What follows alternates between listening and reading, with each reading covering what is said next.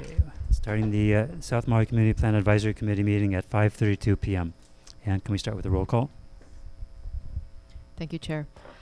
Chair Rob Weltman, Vice Chair Daniel Kanahele, Present.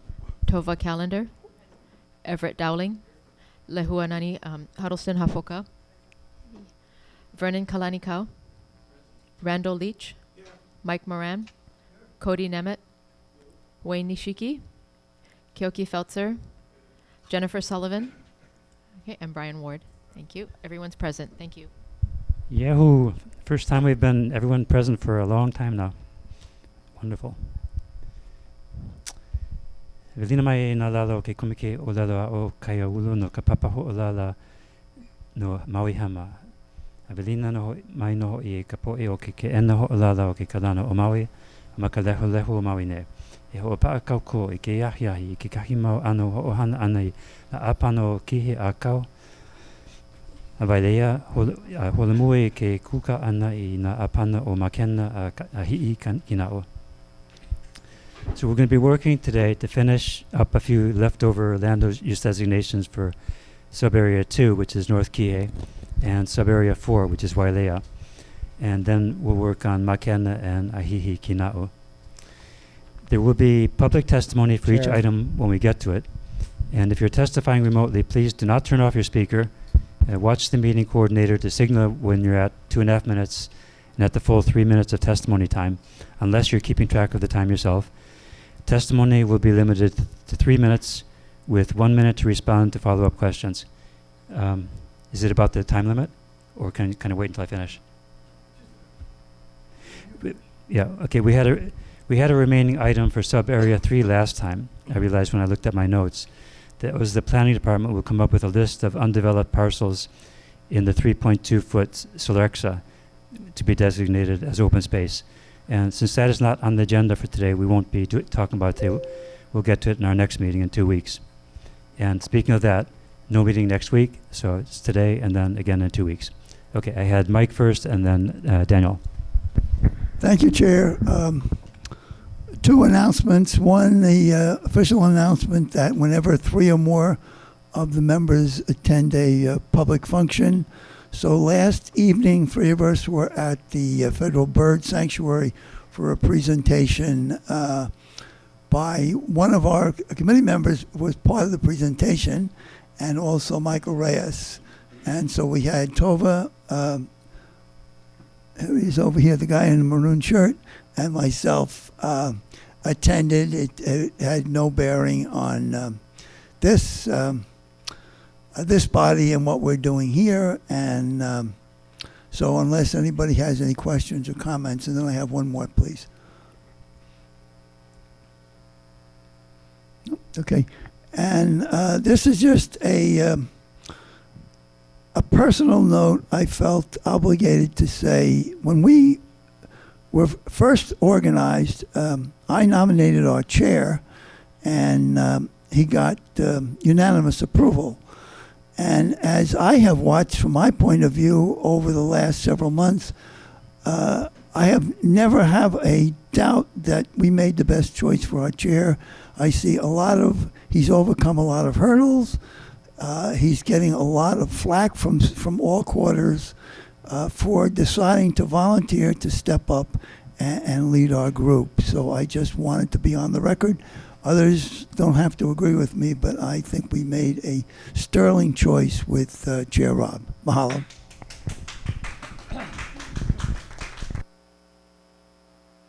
Daniel? Chair, I would like to speak to my experience participating as a member of the CPAC virtually last week, if I could. So last week, Wednesday, I informed the chair and the CPAC staff, planning staff, that I had laryngitis and that I wasn't planning to attend the meeting in person, but I would attend the meeting online and use the chat function, which I did. I attended the entire meeting. being unable to speak, I had to type everything into the chat. And so in the very beginning, it was challenging to have my chat voice heard. When public testimony was offered and the question was asked, does anyone have questions? And I had questions. I said that a couple of times. And we completed public testimony in the beginning of the meeting, and not one of my efforts to ask questions of the public were addressed at all and during any part of the meeting, although it's put in the chat. And then as we proceeded with discussion of sub-area 3, sometimes I wondered if my actual votes were counted. I know I watched the meeting online today, and many were, but not all of them. There were some motions that passed when the question, are there any objections? And I recall specifically I had an objection on one motion pertaining to the Maui R&T park, the park. And a vote count wasn't done because my objection to the motion wasn't acknowledged. And then on other occasions, the question would come up, let's check with Daniel. Many, many times Rob asked that question, but there were a few times when that wasn't asked. And I made note of those.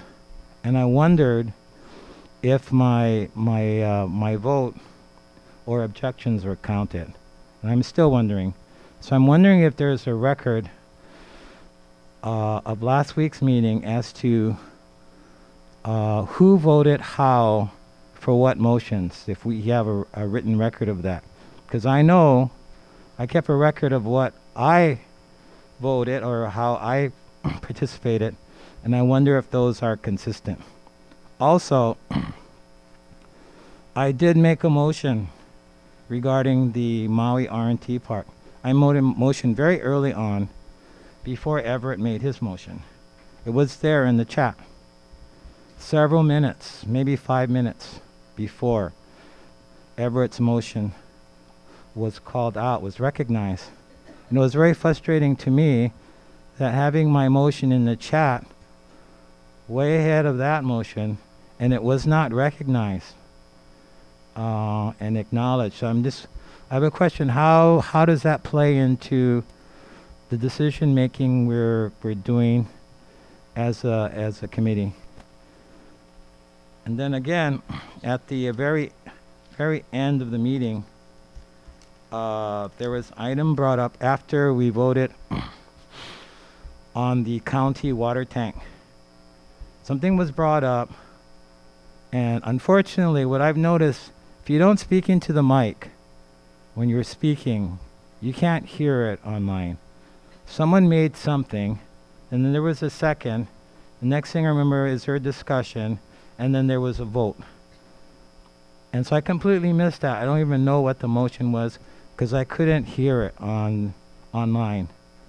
And it went very quickly. It was so quickly that there wasn't time to type something in saying, hey, wait a minute, what is going on? And that's the one I think Cody brought up, that he didn't realize there was a motion on the floor. And so when I watched it online, it did go very, very quickly. And so I don't think we should count that. I think we need to reconsider that motion to be transparent and fair as a committee. When members who are whether they're here in person or online, they're participating, don't have a chance to vote on items that are on the floor. And I think it's very troubling to me that a motion that was made before a motion was recognized didn't get a chance to be placed on the floor for consideration. So my question is, how are we going to fix this? staff, members of the committee.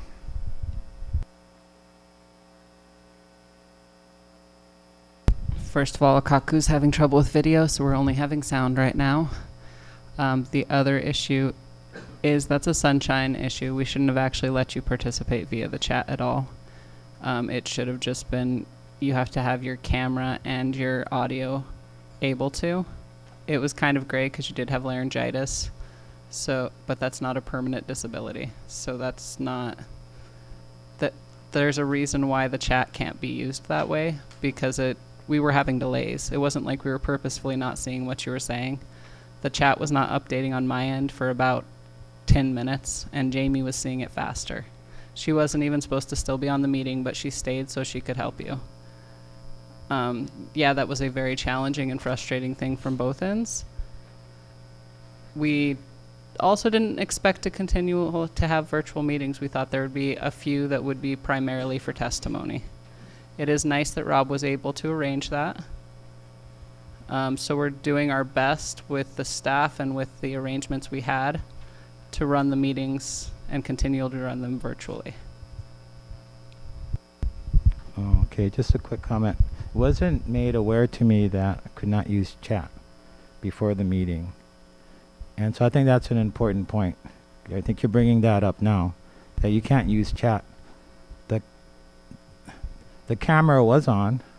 I was on camera, I would say 98%, 99% of the time. Most of the time I was on there. If I knew before the meeting that I wasn't able to use chat, then I may have used some other means to verbally express myself, because there are apps that do that, right? You can type it in and the app will read out loud what you're typing, for example. So I could have done that. But to me, it is a sunshine law issue, and I think it's a serious one. I don't think we should take it lightly. I understand there are bugs with the with Akaku, with the platform, and we're still learning how to use it. But we've been using it for several meetings now, and so I assume that this was a way for me to participate in the meeting, given my short-term illness. Obviously, my voice is back, but I would have found some other way to be part of the meeting if I couldn't have used the chat function if I knew ahead of time. Wayne? Question was, I noticed Jackie was taking count of the vote. Was there any problem with Daniel's vote being taken? And this is pretty serious. We're talking about sunshine law, which we are operating under.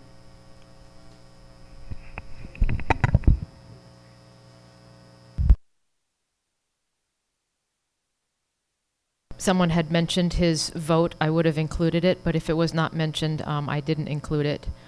I just want to point out that with all other commission meetings, they don't use the chat for discussion. That's consistent with the planning commissions and any of those others. We don't use the chat, and now this is an excellent example of why we don't use the chat for, participating in the meetings, except to sign up to testify. But I can work with the chair to go over my notes that I have from last week or whatever you want to do. A lot of those, I think they were, everyone was in agreement. And so if there was one dissenting vote, I don't know if that would change things. But we can do that. I don't know if you want to do that now or later. But, I have the notes here. But if you want to stick with the agenda and talk about it later. Could we get a report for next time? Make a review and see. In the very beginning, I just assumed that if you had said anything, it would be reported by planning department.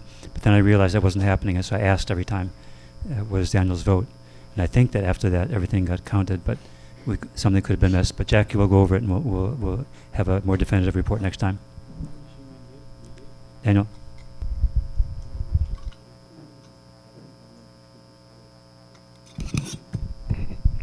Sorry, do you have a comment? So, Chair, and also planning, should we relive what? Should we relive what he's addressing that he missed out? He wasn't made aware of it. Are you talking about one particular item, or are you talking about the whole meeting? I just thinking about the one item. One item. Yeah. Okay.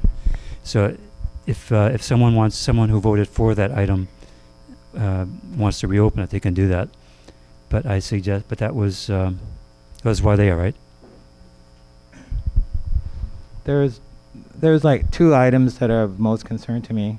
Mm. The one is the one in Wailea after the water tank, and I'm still not sure what that motion was. The other one is Maui R&T Park, because I did make a motion. I guess you could challenge it and say, well, it was done in the chat, and you can't do motions in the chat. Then you could pretty much challenge everything I did that meeting, because everything was done on chat. So you could nullify everything that I did via chat in the meeting, and remove it as part of the meeting of this body. So that's why I think this is an important question, and that's why I think it would be good if we had court counsel here right now. And we've had so many meetings without the benefit of corporation counsel to give us guidance on these legal matters. The open meetings law is a legal matter, and then we're relying on nobody to assist us through this process.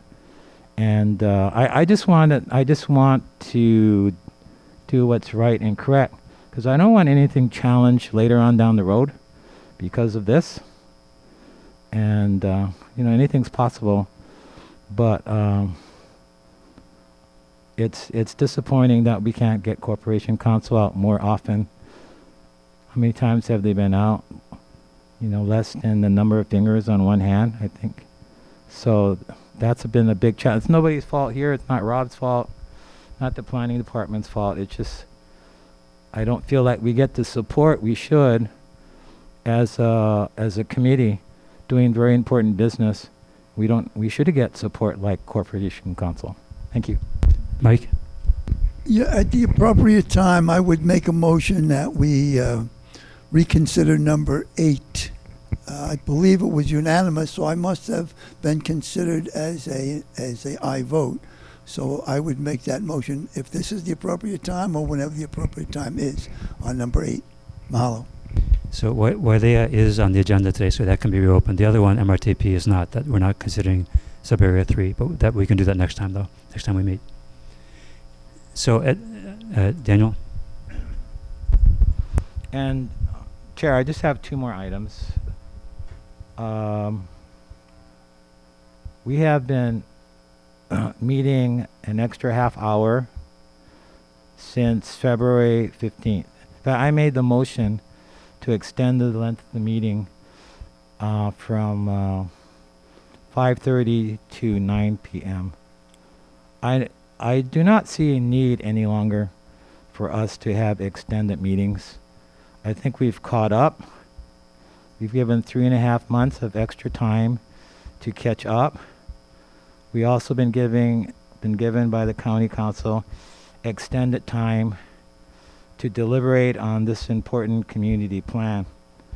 So I'm going to make a motion that we go back to our original meeting schedule, which is 5:30 to 8:30 p.m. Effective today.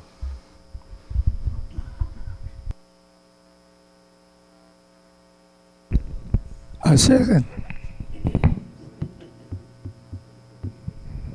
Cody thirds. It was Wayne seconded. Discussion? Any objections? Okay, trying for 8:30 from now on. Daniel?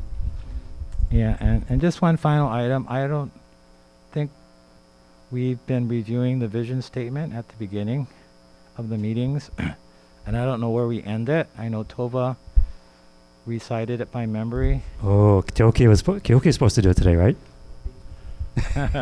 Kyoki. Okay, so thank you.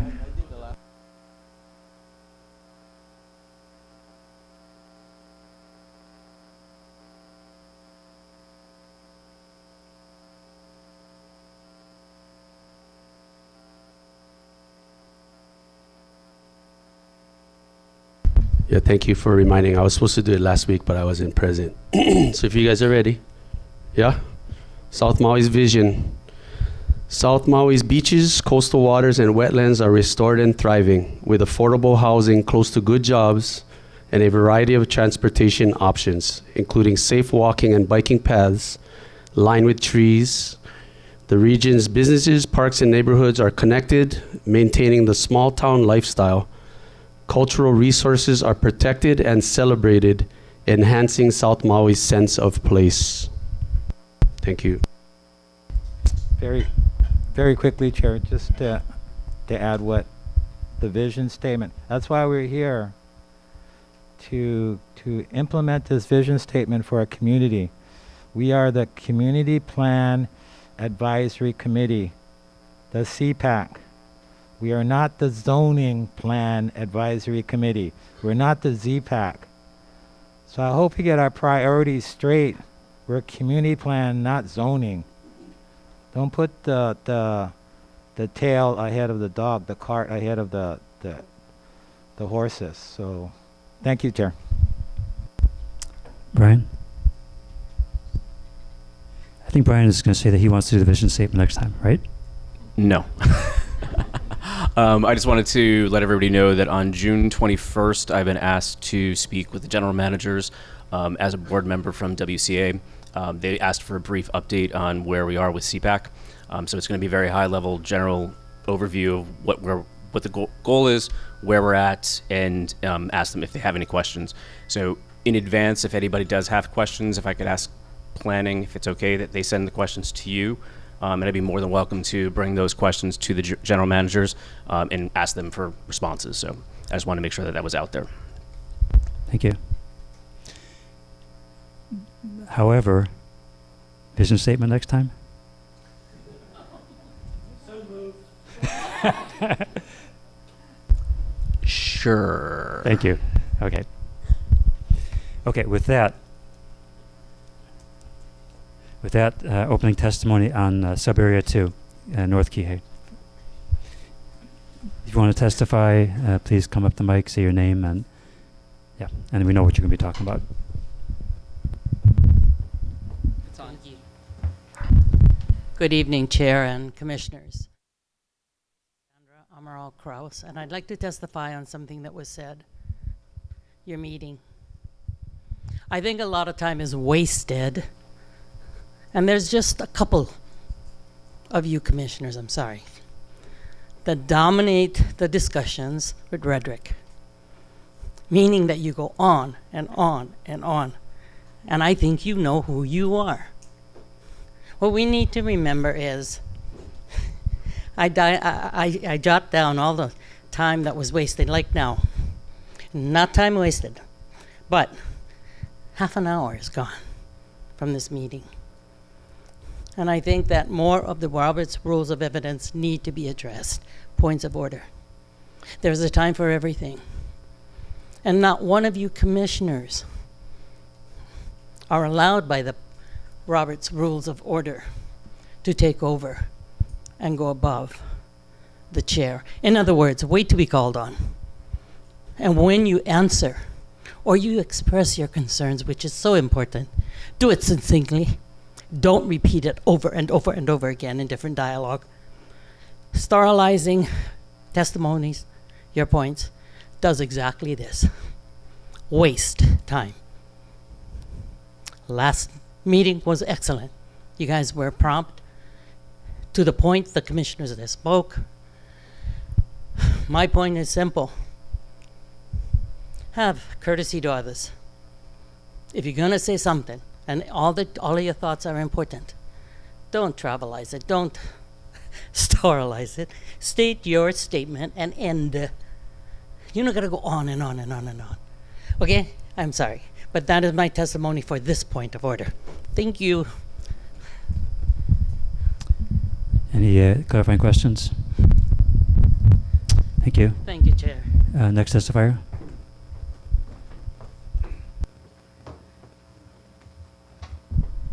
Good evening, Chair and members. Rory Frampton here representing Ko'onaulu and Haleakala Ranch. I appreciate the opportunity to be back in front of the committee to talk about Agenda Item B, Kihei Mauka. We did turn in a revised plan that eliminated all of the small town center designation, and we replaced it with 3 small nodes of neighborhood commercial, and then surrounded it with residential along with an area for an employment center.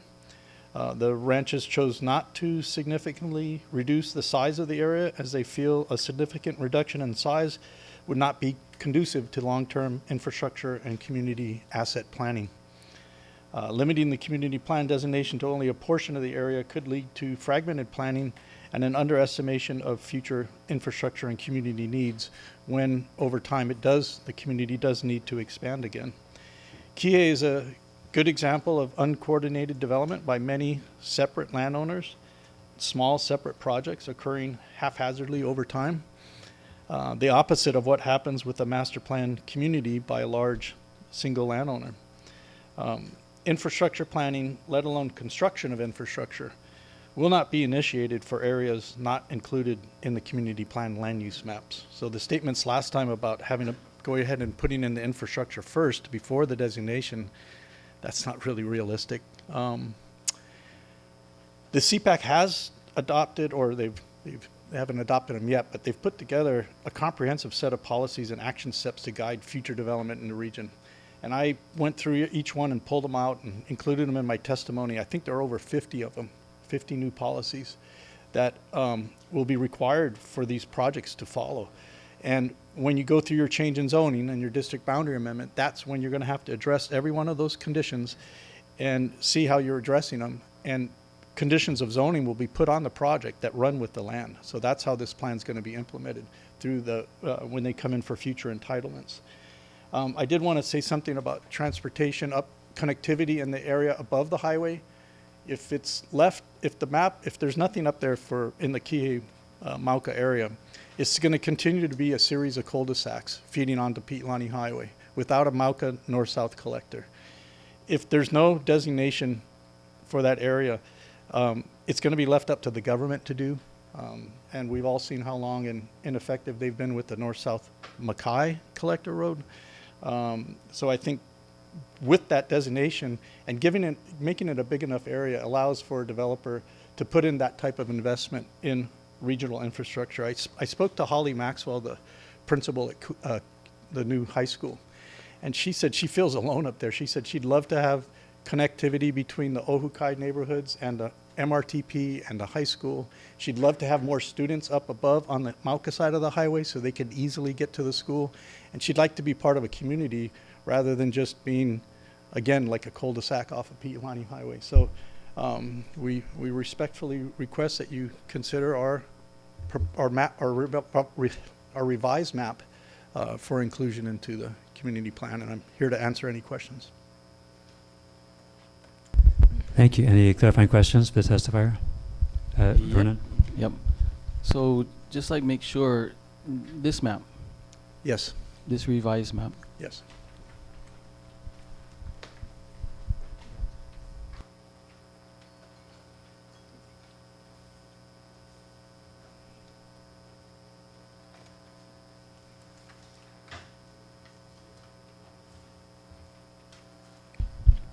I get So I have a question. Yes. So can you just summarize what are the differences between this plan and the one that we discussed last time? The one that you discussed last time, the one that was on the map and was proposed was the entire area was small town center. And so this one has reduced all that potential commercial area into the 3 small nodes, and then it's surrounded by the residential area in yellow. So that's the biggest difference and there's no small town center at all. There's only neighborhood centers. Yeah. I was gonna ask the same question anyway, but But so when you came out with your original plan, Mhm. it got voted out, and then you had to come back and reduce it, but you came back with covering that whole boundary area that I like to call that. But people are addressing, we all addressing the infrastructure part. Mhm. And then I've learned, that, by having a master plan, that infrastructure is included. And then going to take time for the project to get to where it needs to be. And this is also could be an opportunity where a highway could be included in this project, A collector road, yes. a collector road. That would connect from one end to the other, yep. Thank you. Yep. Any other clarifying questions? Daniel? Oh. Hi, Rory. Hi, Daniel. Is designating land use all the way up to the full extent of the urban growth boundary is not doing that a deal breaker for you? For the ranch? Yeah, reducing it significantly would be a concern. I'm sorry if I'm not speaking into the mic. Reducing it significantly would not be would be a concern, and the ranches probably wouldn't support it. But I mean, it's your guys' vote. So you wouldn't compromise on that? The ranches wouldn't compromise on that? We wanted to include the ranches wanted to include the entire area of the urban growth boundary for precisely the reasons that Vernon pointed out, because with that, it becomes a master plan area. It's not going to all be developed at once. It's going to be developed in phases, and that would actually be an appropriate condition to put on there, that there should be a phasing plan that's presented during the change in zoning or the district boundary amendment.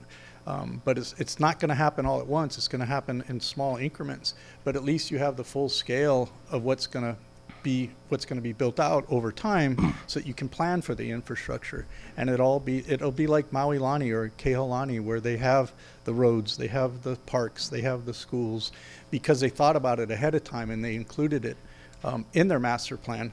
But those projects are still building out. They've been just doing it incrementally. Sorry. Thank you.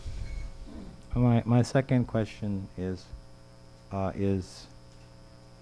building infrastructure, drainage and transportation infrastructure first without the land use designations that you want. Is that a deal breaker for you? Oh, absolutely. No one's going to build it. No one's going to build the infrastructure if there's no designations. I mean, why would they be building it? Not even a portion of it? Not if it's not designated. That's I my question. think it goes back to Everett's comments earlier about the highway being built. Why is a guy going to reach into his own pocket and pay for infrastructure if he doesn't know that he's going to get money back to pay him back for it?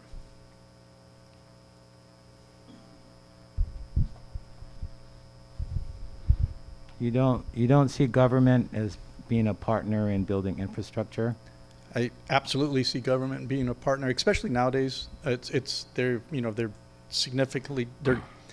dedicating a significant amount of money every year now towards affordable housing. So I do think that government's going to be, but the charter says you look at the community plans to figure out how you're going to be spending your money on infrastructure. And if it's not in the community plan, they're not going to be looking at it. They're not going to be looking at putting money towards infrastructure for something that's not in the plan.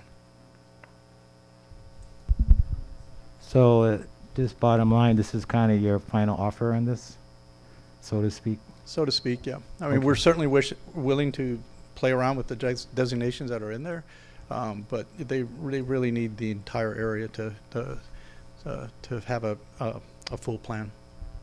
Thanks. Thank you, Rory. Thank you. Gilkey, clarifying question, and then Brian. Oh, sorry if I cut somebody off. How's it, Roy? Thanks for coming tonight. I just wanted to refresh my memory about the water source. I know it was asked, but you said it was a mix? There's two options. One, the preferable option would be for the county water system.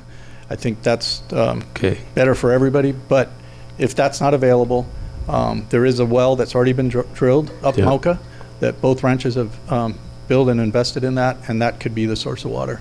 And if it needs an additional well, they could drill another well as well. Mhm. So one well is already established. Yes. Yeah, at county source, you mean Nabaiha? Yeah. No, the one well is already established directly Mauka of the project area. Yeah. But I mean, as far as county source, you're talking about the The county source is the Central Maui system. Yeah. Nabaiha, yeah. Okay, thank you. Hey, Brian.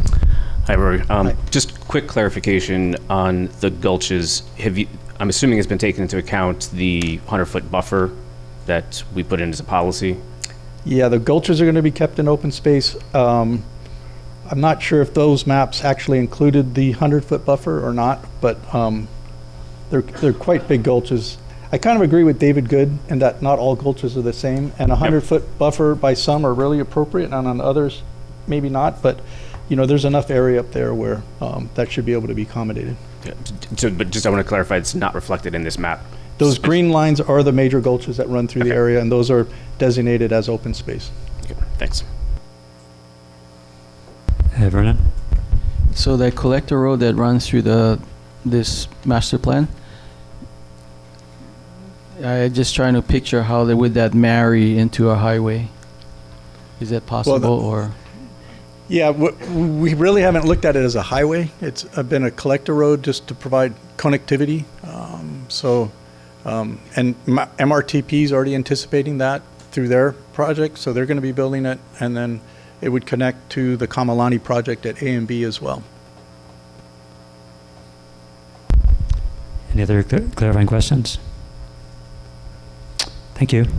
Thank you. Next testifier.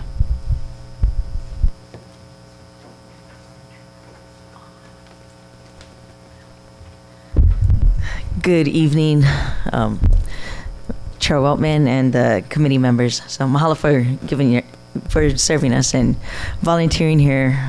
This is something that's very important as we move forward. So I'm testifying on behalf of Kaunolu Ranch and Haleakala Ranch, and Rory is the expert. I don't represent any of them. I'm not lobbying on behalf of any of them. I'm coming here on just my own time because I believe that what they're doing is something that should be done, and it should have been done in the past. I think that's where we look at what has happened in the past. There wasn't proper planning, and when I listen to what the ranches are trying to do, they're coming here to ask for that designation to provide this master plan so that the infrastructure can be done correctly, so that as they go on and you're looking at this 30-year plan, that everything be done throughout phases. And Maui Lani, and I heard Rory mention it, but you have Maui Lani, you have Kealani, and that was being done, I believe, over 40 years already, and it continues to be built out. But if it's done, the purpose of the long-range planning is exactly to do that. That's the intent. And so coming here tonight was really to hopefully get this parcel designated for them to continue to do what they're doing. Because what we see today, if you look at the three biggest issues on Maui right now that we're facing is affordable housing, sea level rise or climate change, and our infrastructure. That's huge, especially here in Kihei in South Maui. So there is nowhere else to build but Mauka. So if we're looking at 30 years from now, I probably won't be here, but my nieces and nephews, and probably my grand nieces and nephews, they'll be here. And we have to think about it that way and target our next future generations, because we hear priced out of paradise daily. But it's those that seem we priced out of paradise that continue to, for what I see when see people testify, I see them continuing to stop these very well thought out projects as they try to move forward to ease that pain, so that we can have our kids and the future generations get their education, come home, and provide Maui with the educators that we need here. So I'm hoping that you do make the right decision, and I hope that you do see that the project that they have is something that will benefit the community and the island as well. So mahalo for your time. Any questions? Thank you. Clarifying question from Vernon. Hey, how's it, Laela? Is it Brendan? So, I'm just wondering, it just came to mind, is this the first master plan in South Maui? You know, I am not sure. I think I would have to ask one of the experts. Oh, Wailea. Oh, they don't count. They don't know how to say. So I guess then, yeah. Yeah. Yeah, because that just came to mind. Because knowing, I just learned in the history of, hey, we're going to build this back in the day, build on the one plan. So South Maui is all kapakahi. Mm-hmm. So this would be the first in South Maui. And then Wailea in Honolulu would be the only two master plan projects in this side of Maui. Yep. What a question? Daniel, a question? Hi, Lahela. I was just wondering if you want to identify yourself for the record and viewers. Yes. My name is Lahela Aiwohi, and I'm here on my own behalf. So. Are you familiar with the first civic plan in the county of Maui? No. The 1970 plan? Not quite. Well, there was a plan, and didn't quite turn out the way it was planned to turn out. So I can understand your concerns about haphazard planning and master plans. I just wanted to ask you, what basis, what would be the basis for building out this area? You're testifying in support of the Kihei Mauka, right? Right. What would it be your basis for building out this area? So why do I support it? Yeah. So basically, I mean, for all the reasons that I number-wise, I mean, based on what?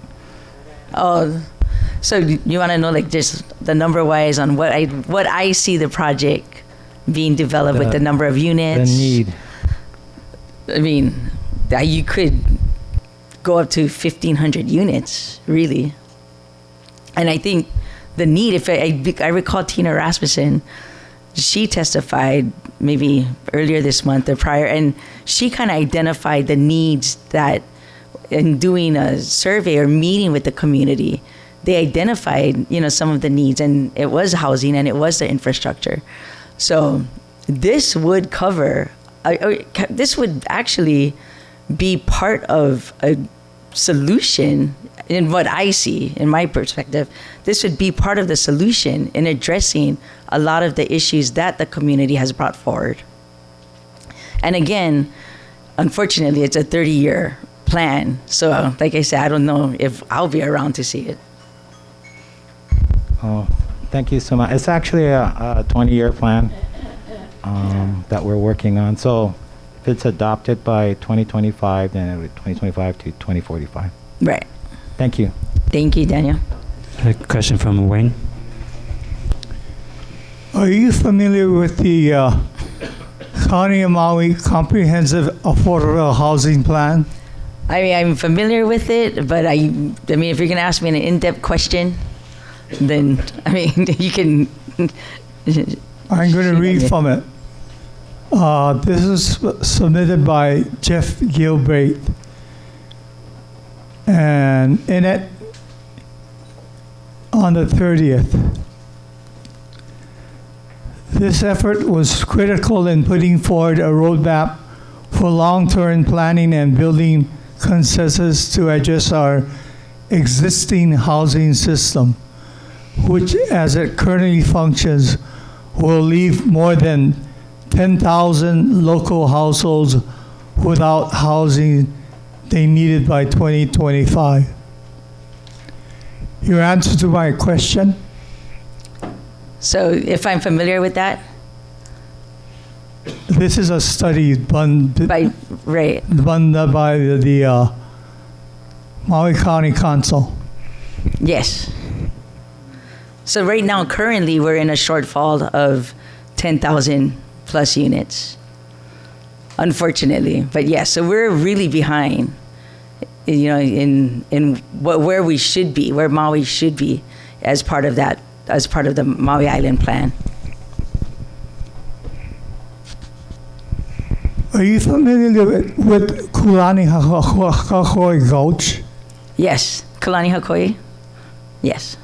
What do you think about the flooding when Kona storms hit that area? So the flooding. So if you look at the flooding, and I praise Haleakala Ranch for actually taking this on and trying to control and work in controlling that flooding.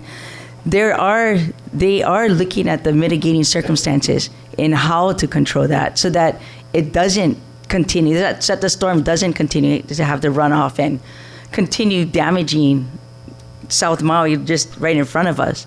So all of that will be addressed through when I sat down and talked to Rory.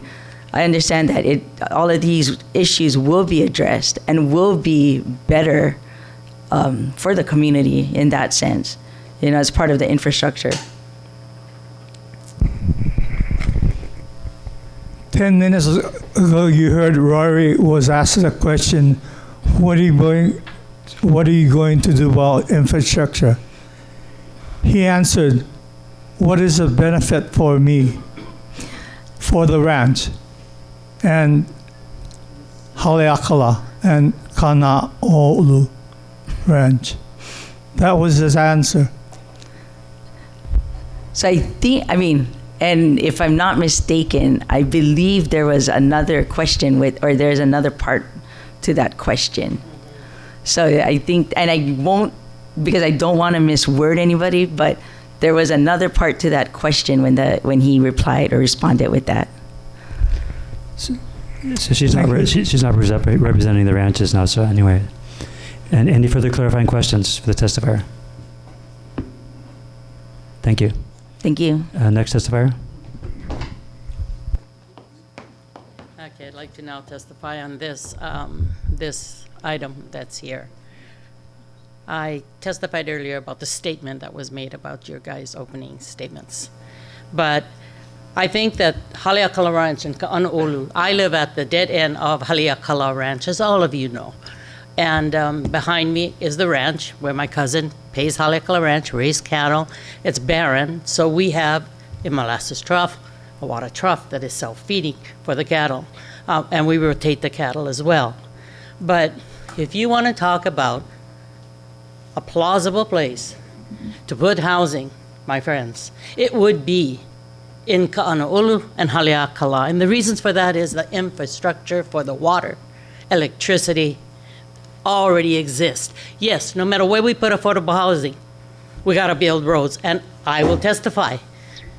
I will want them to put north-south collector roads, or roads that could stay away from Ohukai, because Ohukai, being residential and industrial, is already overtaxed.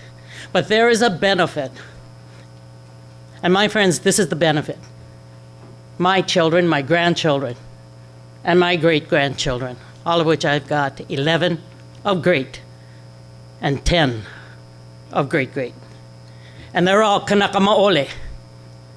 So as you sit here with your righteous statements, rather than looking to argue with the testifiers and demean the very people who are here to present their plan, so that we, the people of Maui County, can, and our children, can have a home to live in. You got to remember, Haleakala Ranch is not somebody that moved here from the mainland yesterday.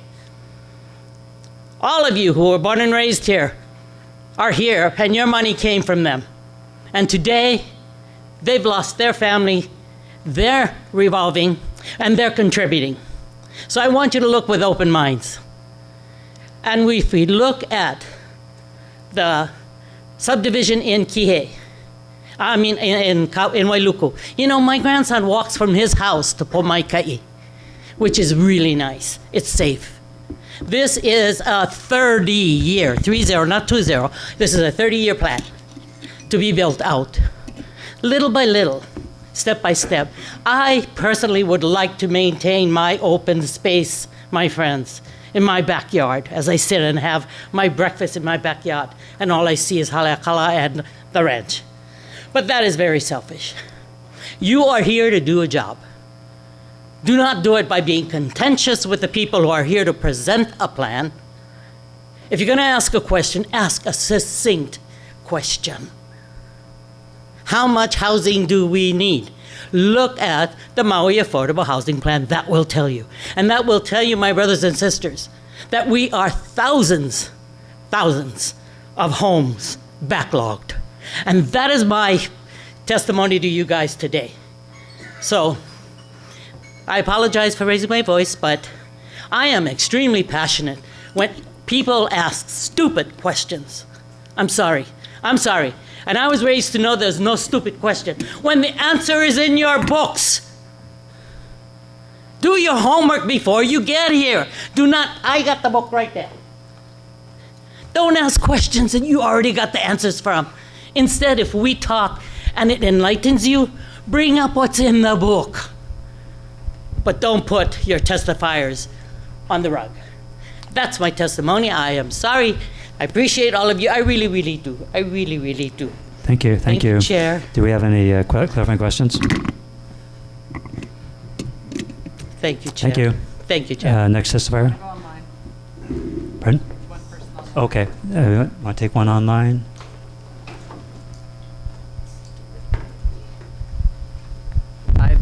Ivan Lay.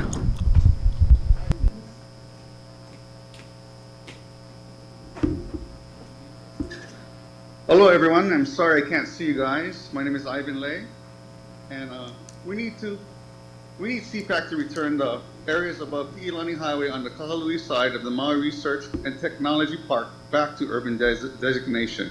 We are in great need of housing areas on the south side, and this would help our future needs, our children, our grandchildren. You guys are preparing for the future. You don't prepare in the future by doing nothing. The worst case scenario is dealt with by doing the first step. The first step is making these areas available to our people, our local people who need homes. Don't just sit there and criticize other people and they're asking for needs that they need. Help them out to get what should be done in that area. This area would also help with our working class that are working in that area. They won't have to come from Kahului or Lahaina and drive all the way to Kihei. If they can find a home in that area, they can live there and live close proximity to their workplace, cutting down on the clutter on the roads and having a nice place to live here in Maui and staying on Maui. It's important that we have our kids, our grandkids, and our families stay here. Please help to make that happen. Thank you. Thank you. Do we have any clarifying questions for the testifier? Thank you. Next testifier.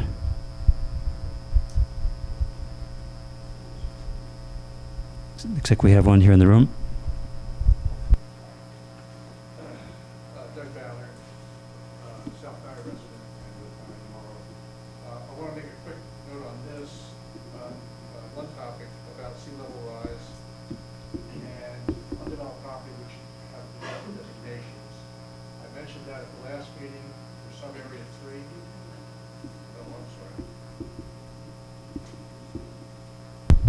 I mentioned that at the last meeting for sub-area 3. That same condition exists in sub-area 4, sub-area 5, and I think sub-area 2. And I know I'm supposed to be talking about sub-area 2. But rather than me coming up every time and talking about that, I would encourage you to really look hard at the areas you have designated for sea level rise impact and not give them development designations. 2, on Kihei Mauka rather, one thing I want to mention about drainage, the properties a big chunk of the property is situated between 2 critical drainages, Kulani Hakoi and Waipulani. And it's really an opportunity, when you talk about long-range planning, it's an opportunity to address those issues that we know are so critical. When the developer, I think correctly, or developer, I'm going to call you the developer, but the proposer talks about dealing with drainage, they're talking about dealing with only their own drainage. They're not improving within the context of their project and within the context of meeting county standards, which we know are a bit inadequate in terms of drainage. So any development there would meet only its own drainage requirements to not further impact those critical drainages. So I would urge you to look at this is an opportunity for a solution to help solve some of those critical flooding and offshore pollution problems. Those are my comments. Thank you. A question from Vernon, then Everett.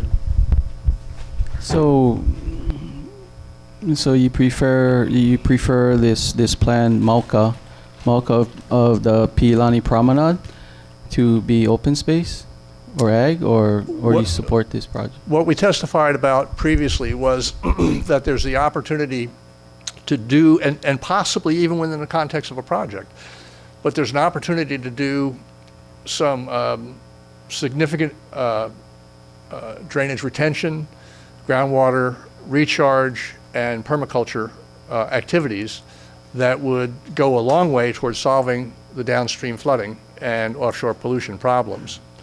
To develop it all as a development without addressing those flow-through issues, we think is a mistake. Everett? Excuse me. Are you aware that the ranch has formed a nonprofit to handle retention basins, Mauka, of this property? I'm picking it up here and there, but Okay, well, they've testified several times. I think you've been here when they've testified to that, but they're doing retention basins above. If you're not, are they proposed? Are they doing them now? Or? They have formed a nonprofit doing the planning now. Okay. You're correct. They are not contributing any additional runoff into those gulches. They're preserving that all on site. But they have stepped forward, formed the nonprofit. Other community members, some of which are on this board, are helping them do that. So they are the solution. Any other clarifying question? So following Everett, there is efforts, but it's going to be more, in the Waikoa area, and and part of this area, Mauka, of this parcel. So whatever the work is, or studies are being done to help solve the runoff and watershed issues that we have Mauka, it's going to take very long time for that to help mitigate. So at the meantime, keeping this open space or doing retention, that's all going to happen, but it's going to take a very long time for that to happen. But there are groups, including the county, have mitigation proposed plans, like going to happen 2024. So, but this is probably not the area. It's going to be other areas. Further up. Yeah, for now. You have a question for Doug? Nope. Any other clarifying questions? Thank you. Next testifier, I think we have one here in the room.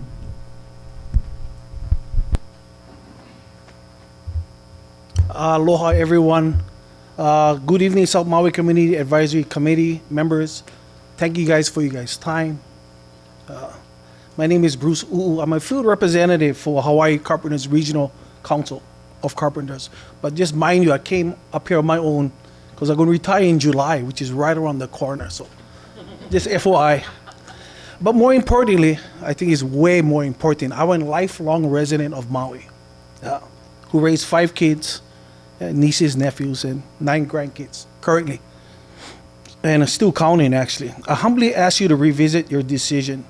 Again, same topic. The Piilani, the Mauka Piilani Highway north of Maui, again, to put it back in the urban designations. As I mentioned prior, at last count, 5 kids, 9 grandkids. What will it take to have them the same opportunity that I have? As I said in the beginning, lifelong resident, I hear it less and less. And you can visually see it, and not downing anybody. This is just the reality. I say because I want them to have, the same blessings I have. That the same blessings that requires housing opportunities. Some say we have a shortfall. In fact, it was mentioned earlier. The experts said we have a shortfall of 10,000 units. We are failing. We're failing our children and our grandchildren. We say the value of Hawaii is the people. But right now, it's a #1 export. I urge you to give our kids a fighting chance. Mahalo. Thank you. Any clarifying questions for the testifier? Daniel? Congratulations, Bruce, on your upcoming retirement Oh, I'm looking forward to it. and for raising 5 kids and all those grandkids. I think that's the greatest accomplishment any man can have in life. I So agree. I just wanted to tell you that. Thank you. I appreciate it. Aloha. Any other clarifying questions? Thank you. Next testifier.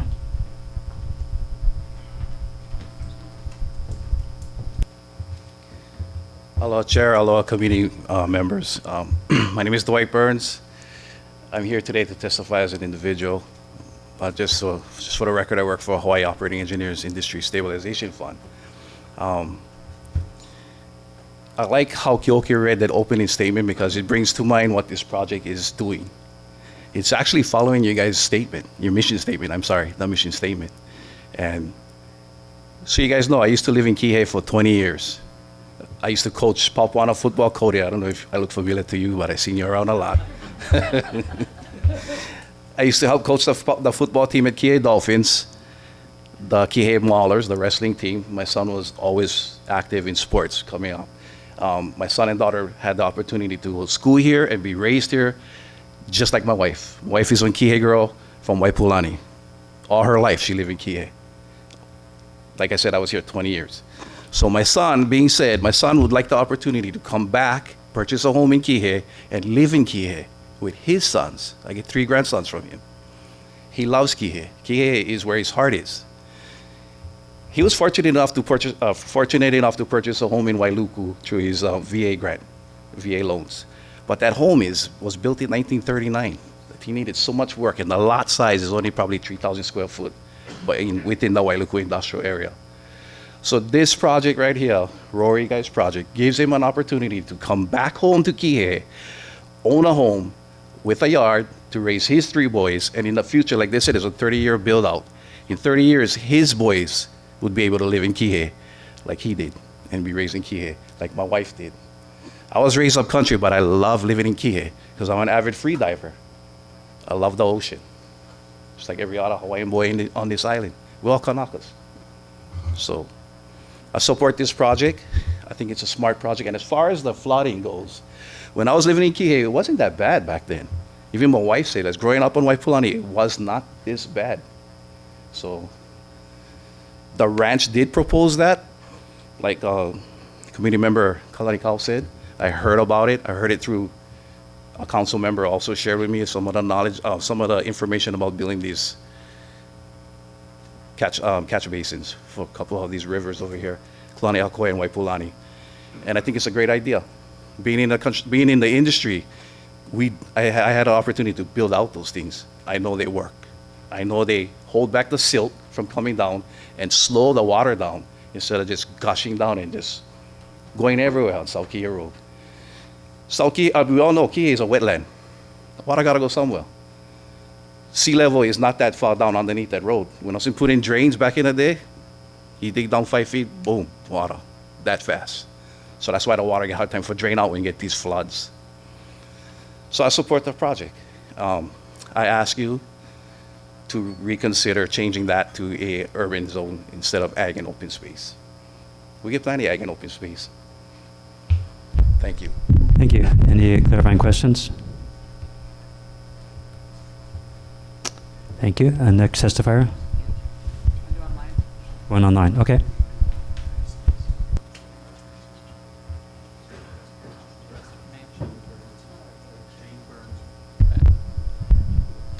Jane Burns on item B. Hi, good evening, Chair and South Maui Community Advisory Committee. Thank you for your time. I am here to support item B. I am not an expert with all the planning and, master plan, but I come from, so forgive me if I sound nervous because this is actually my first time testifying in public. Because this is close home to me. I am born on Maui. I grew up in Kihei. I am classmates with Lehua from the old Kihei school that is now Kihei Youth Center. So anyways, you know, growing up in Kihei, and like my husband before me, he was a testifier.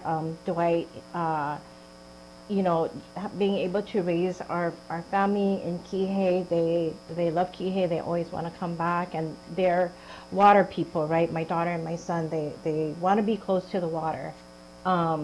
And so with this project and moving forward and returning the urban designation to be able to build homes would allow our grandsons to be able to, you know, remain here in the islands. And like I heard all the testifiers before me, you know, there are plans. There's an opportunity to resolve a lot of issues. And I heard somebody say, yeah, Kihei is kapakai.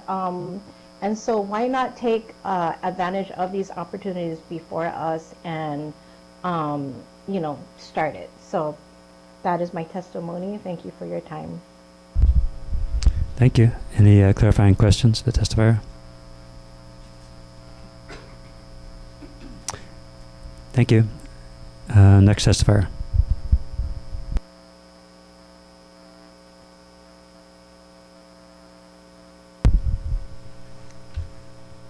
Aloha Chair, aloha Council members, committee members. Larry Stevens testifying on my own behalf. I want to say I support the return of this land to the urban growth boundary, and here's some reasons, maybe not all of them we've talked about yet. One, we need to build a lot of housing on Maui. If we don't build it here, we're going to have to build it somewhere else. And I'm not sure I can come up with a better location for housing than this particular area, because it is close to all existing infrastructure, the high school and everything else. It has good access, much better than further south or further Malka. It has much better access to the rest of the island than other places. So I think this is in that sense, a relatively good place for the housing that we know we need to build. The second point deals with the runoff question. I'm very happy to report that the state of Hawaii apparently is going to give us $6 million to work on the excess deer problems. Now, I'm not sure that's final yet, but the bill is passed. If it gets signed, then I think we may have at least a glimmer of hope for getting to the root cause of the silt that we have, because we have, some people say 60,000. I was talking to my new friend Pete, who's a helicopter pilot who does deer mitigation, who tells me that he did the FLIR survey that came up with the 60,000 number for just the leeward side of Haleakala, and he says there's over 100,000 deer on the island. So we have a serious problem. That's why the runoff is so bad, not the volume of water, but the volume of silt that comes down with the water. So we really need to get on the deer problem. If we can mitigate that, I think we can already be much more optimistic about the future for this area in terms of our oceans and our flooding problem and so on. I want to mention one other slightly unrelated topic, which is that I've been talking to people who live near the recently built affordable housing projects here in South Maui, and they're telling me that we didn't get the parking right. And as a result, we have massive overflows of parking onto the local streets. So whatever additional housing we're going to build, especially if it's multifamily with high density, we better be thinking about the fact that we didn't get the infrastructure right this time around. So thank you. Thank you. Any questions from for the testifier, Mike? Thanks for always being here, Larry. Do you know specifically what affordable housing projects they're talking about that have this overflow parking? I believe it's the new one that's just Makai of the highway. It's built in the last few years. Top of I don't know the name of the project. It's just north of here on the Makai one side. that's above the highway. Below Makai of the highway. Makai of the highway. Okay. That's just adjacent to the highway. Gotcha. Okay. Thank you. I don't live there. I'm just gossiping. Any other clarifying questions? Thank you. Mahalo. Next testifier. Have one online.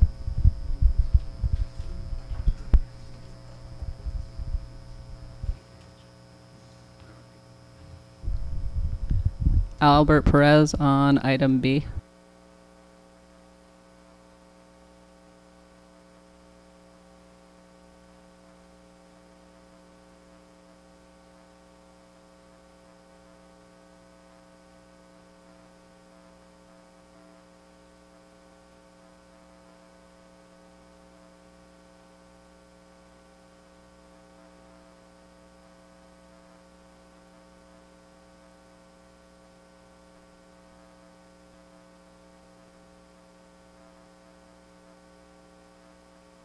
Okay, we'll go to Dick Mayer next, and Albert will return to you.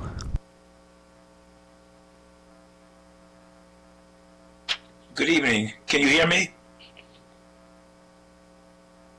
Yes. Can you hear me? Yes. Thank you. I first want to compliment the CPAC group for having done an excellent job at their last meeting on the North Kihei area. I think you designated the former mega mall site into a residential area, which was appropriate and will be needed. You also did not approve the area in North Kihei, Mauka, of the existing housing. And I think that was an excellent choice.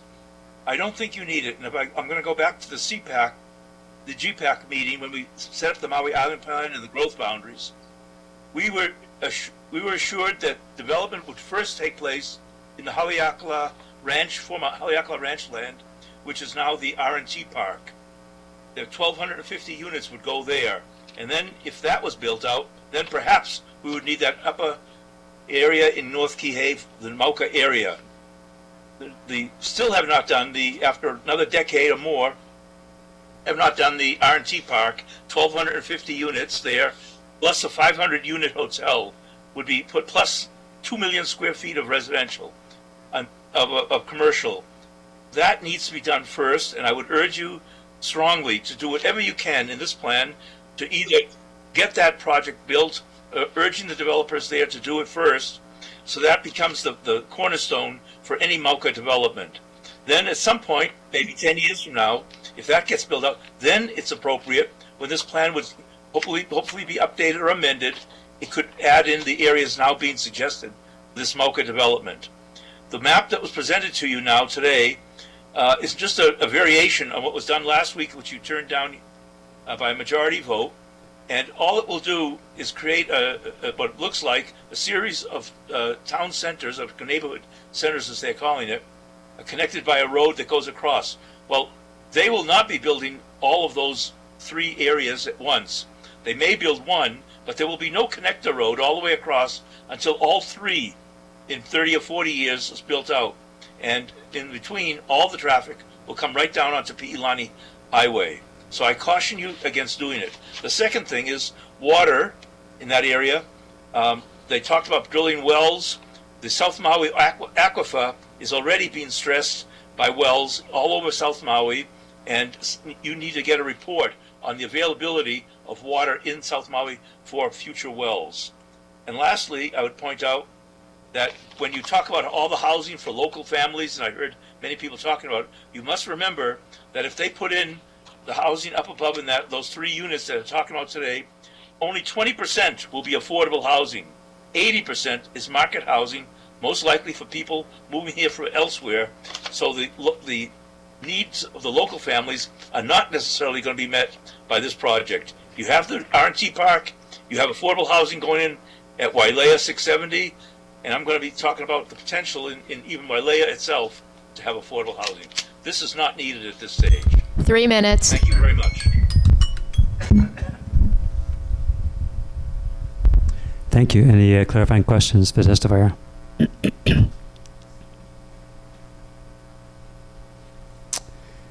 Thank you. Next testifier. Albert Perez.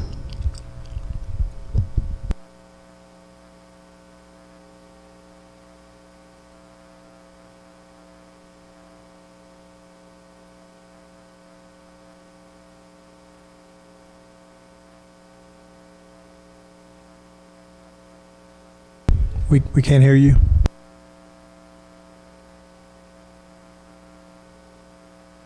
It was muted. I think somebody muted me. Can you hear me now? Yes. Yes? Yes. Hello? Yes. Okay, good. Sorry, I'll proceed. I'm testifying on the sub-area 2 item. I'm just listening to Dick Mayer, and, you know, I'm really going to cut to the chase here. All of this requesting new designations is not about providing housing. Requesting new designations by these landowners is trying to get their land to be worth more so they can sell it to someone else. That is what happened with the Pi'ilani Promenade or the Mega Mall project. And you know, I wasn't around back in 1994 when they did this, but at the time they got the Land Use Commission to say, yes, you can build a light industrial park. And then, you know, in 2012, by 2012, they had sold it to somebody else who had a completely different idea. If it wasn't for groups like Maui Tomorrow and other citizens groups, there would be a mega mall there today. So I just want to call this out for what it is. This is not about providing housing. This is not about planning. This is about making your land more valuable so that you can sell it to somebody else and make a profit. We've been holding it at ag land, cheap rates, cheap tax rates for all this time, and it's really not about serving the community. And now I'll get to my prepared testimony, whatever time I have left. You know, if necessary, if you really feel like designating some land for residential, it could make sense to designate a small area, Mauka, of the existing Ohukai residential area, but it should stay well away from Kulani Hakoi or its tributary gulches. You know, every acre that you develop there is going to contribute to the flooding down at Kulani Hakoi, and it's nice that there's a nonprofit that's being put together. I don't know what the timeline is, but in the meantime, you know, frankly, people are dying. We had a firefighter die trying to deal with the flooding, and here we are talking about designating more Mauka land. As far as the need to plan so you won't have haphazard development, that is a silly claim. We had a plan before, and it's called the Kihei-Makana Community Plan. It just wasn't implemented properly.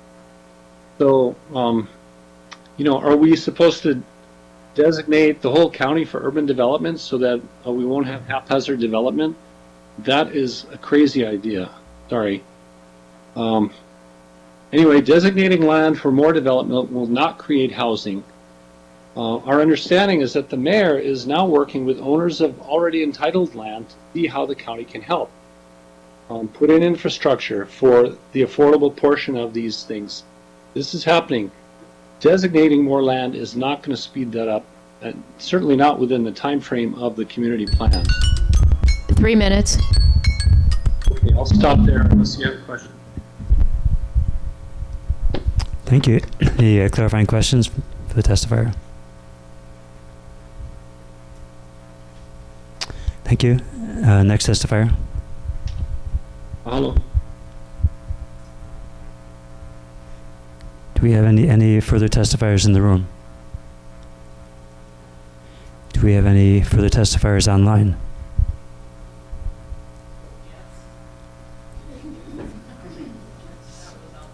That was Albert, okay.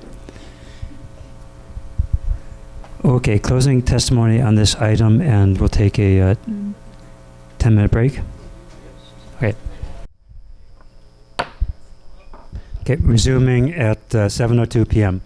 So for sub-area 2, we only have actually really one issue, and that's if someone who voted for the designation of this area as Kihimauka as ag and open space, someone who voted for that wants to make a motion to reopen or revisit. Otherwise, nothing is going to happen here.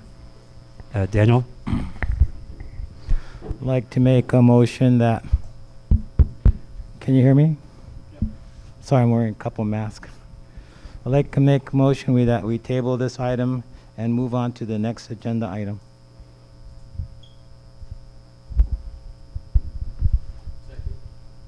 Second by Gilkey.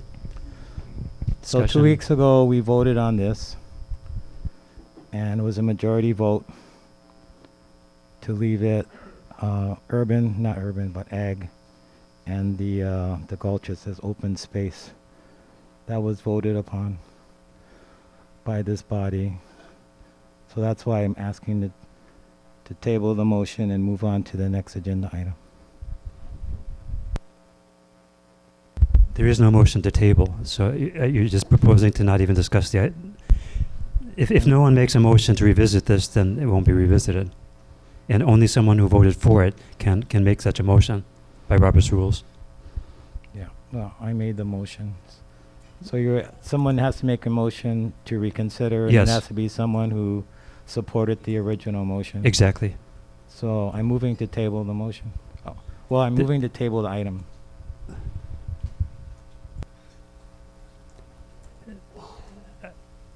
Either we. Okay.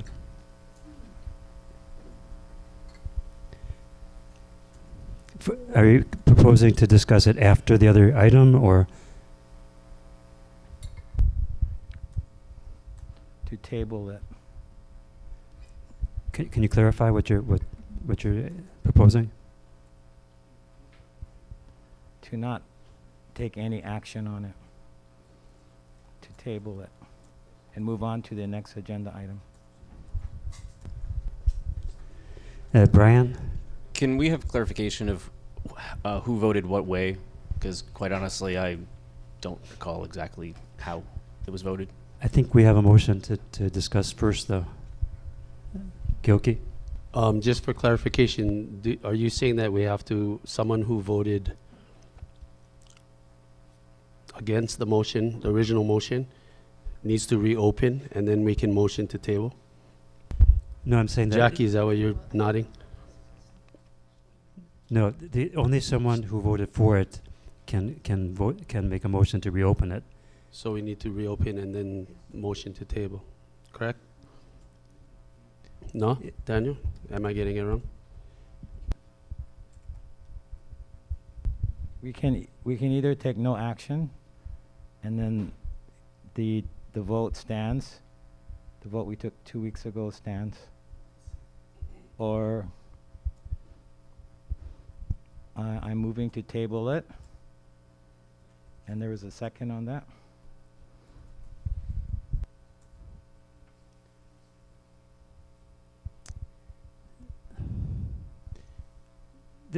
I don't really understand what you're trying to get at here. Are you proposing that we discuss it at a later time? In that case, No. There's no motion. So either someone makes a motion to reopen it, or we just move on. And the only someone who voted for it can make such a motion. I leave it to the discretion of the chair. Okay. So, Everett? Can we have a recap of who voted for the downzoning, changing it to ag?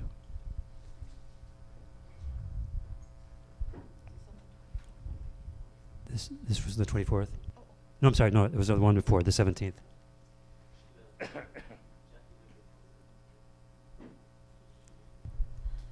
Do you have the list? I don't have that list with me, no. Oh. Okay. Mike? Okay.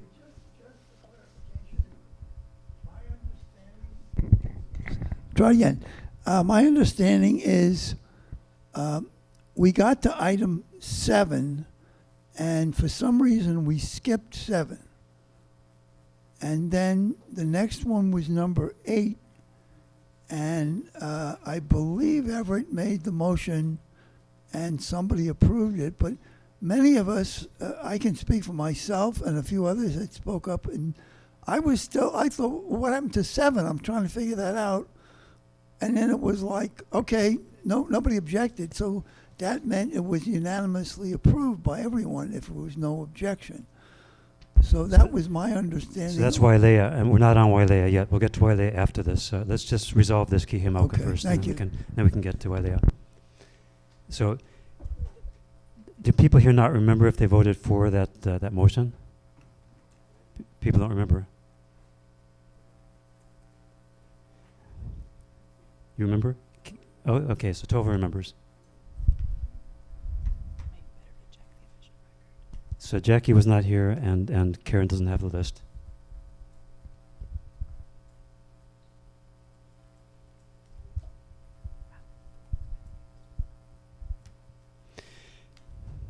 Do you really not remember if you voted for the motion to make this ag and open space? I voted against it. Voted against it, okay. Is there anyone who thinks that they voted for it, who wants to reopen it?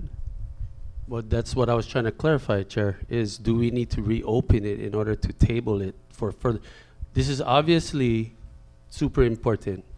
And it was very difficult for us, if I remember. This was 2 meetings ago, because I wasn't here last week. Very difficult decision. And I cannot speak for the other members, but I know for myself it was very difficult decision. Because I myself, being born and raised here, have 2 young adult keiki that need at some point to be able to afford a home. But in the rush of this process, this is what we came up with, and that's what we felt at that time was for the best interest. But if our intent is to try and set it aside for future discussion, very future, near future discussion, then I think that's what we should be, all on the same page with. Is that I second your motion to table it on the thought that we're gonna come back to it, yeah, Daniel? Well, then we shouldn't have. He shouldn't have. Yeah, I guess I'm tabling the discussion for today, for this meeting. Okay. For future discussions, that's what tabling is, right? Correct. Is there a reason? I mean, there's a reason to think that we can have a better discussion about this at a future date? I don't know, but there's a motion and there's a second to table the discussion, and maybe we can just vote on it and then move forward from there. But I don't think you can ask people to vote for it if they don't know what they're voting for. Are they voting to bring this topic up again at a future date? Or are they voting to never discuss it again? I mean, if we're voting to never discuss it again, we don't even need that vote, because all we have to do is just move on. We already had a vote. True. Jennifer? Okay, just a quick question. So the original motion that we voted on was to keep the land designation as ag. So I voted against it. Everett voted against it. So we cannot put a motion on the floor to evaluate this and vote it on. Okay, so nobody remembers if they voted for ag? Because if you did, now you can put the motion on the floor whether we can table it or vote on it. Does that bring clarity to this? Okay. That's correct. Okay. But Daniel cannot make the motion? He can. He can. He can make a motion to reopen it, yes. Okay. But to make a motion to table it is not appropriate because there's nothing to table. There's nothing to table. Because it's already voted as ag. Exactly. Okay. So the motion just needs to be reworded? I have a question. So I wasn't here and I didn't do the whatever that's called, streaming. So I shouldn't be able to vote, right? You can vote, but you can't reopen it. You can't make a motion to reopen it because you didn't vote for it. Yeah, and it passed. It passed. Yeah, and so I didn't know if you can. We're just going to do that. Miss a meeting, come back, then I can vote again. So I don't know if that was for real. Is that allowable? I mean, to do that? I think discussion of the previous vote is out of order. It's necessary because the only someone who voted for it can make a motion to reopen it, and this is the only topic we have for this sub area. So either someone makes a motion or we just move on and we're done with this. Aloha, Chair. Hi. I'm working from home and I just reviewed the video of the meeting, and from the video that I can view, it looks like Everett and Brian were against the motion. I'm trying to look to see who else. Those in favor of the motion were Vernon. From what I can see on this video, Vernon, Randall, Wayne, Vice Chair Kanahele. Those are the only ones that I can see on this video for now.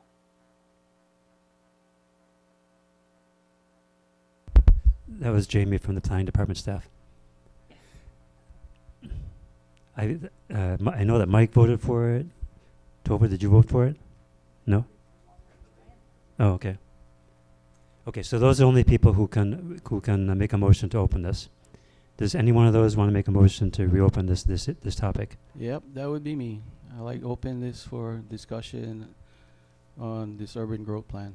Is there a second? It has to be.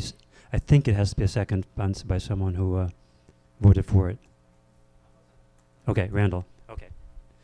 Okay, so we have Verna and Randall. So this is now reopened.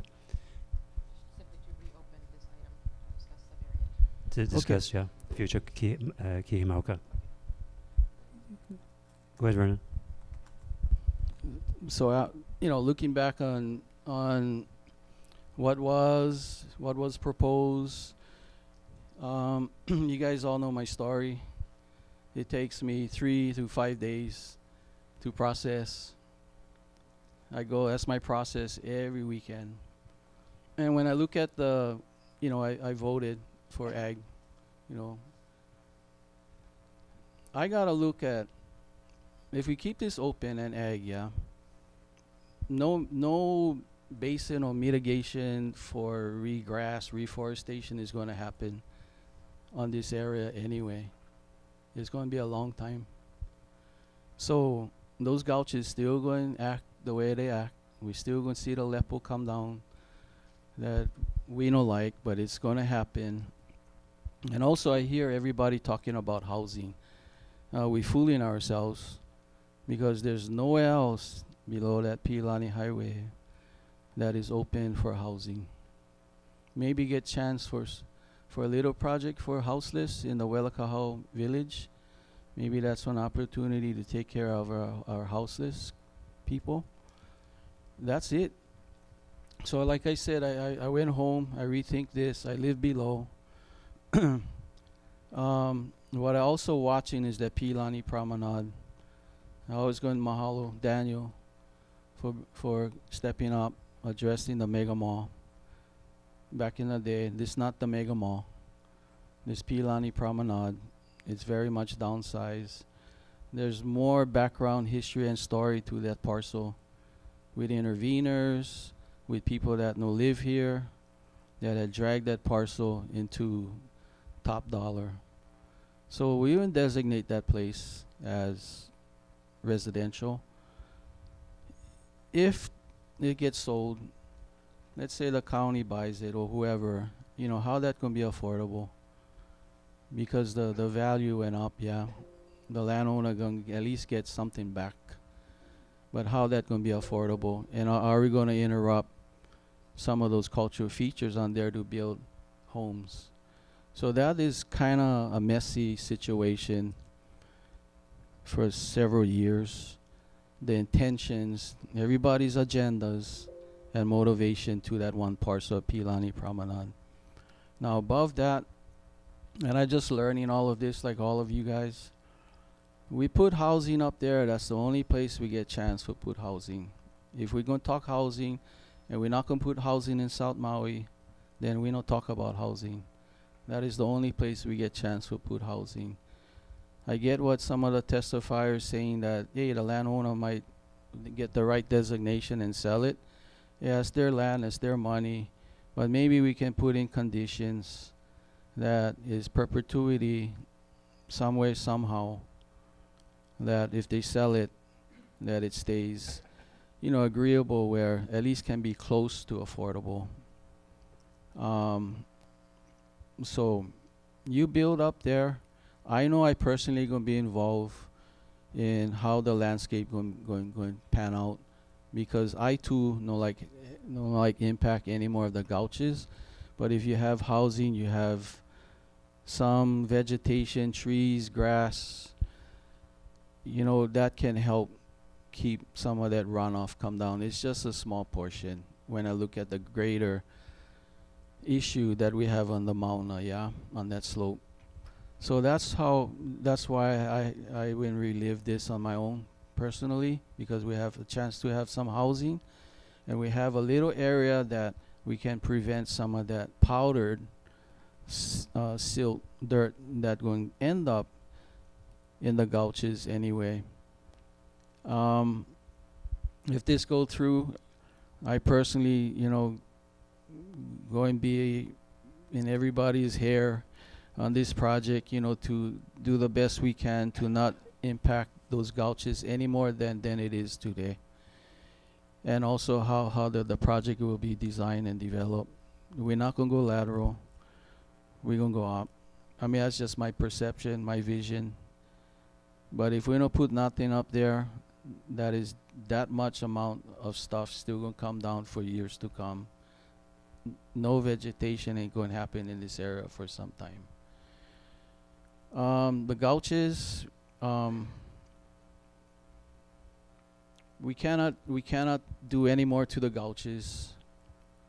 The basins, I'm not buying in on all those basins yet, only because when you impact the gulch, you impact the kahuai, you impact in nature's vein of the circle of life.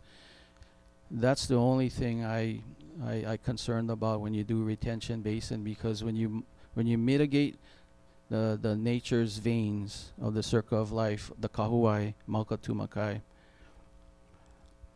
Anytime you play with the gulch, yeah, nature go get tweaked. I just giving you the short version, but I like this project. I live below. Also thought of small town center or something not or smaller than that, only because I believe that if we create something on this north end of Kihei, we don't need go south of Kaunu'ulu. I can get everything I want on north of side of Kaunu'ulu. I don't need come this side and add more traffic. So if we can collaborate a lot better with landowners, we can improve, you know. That's what I just wanted to say.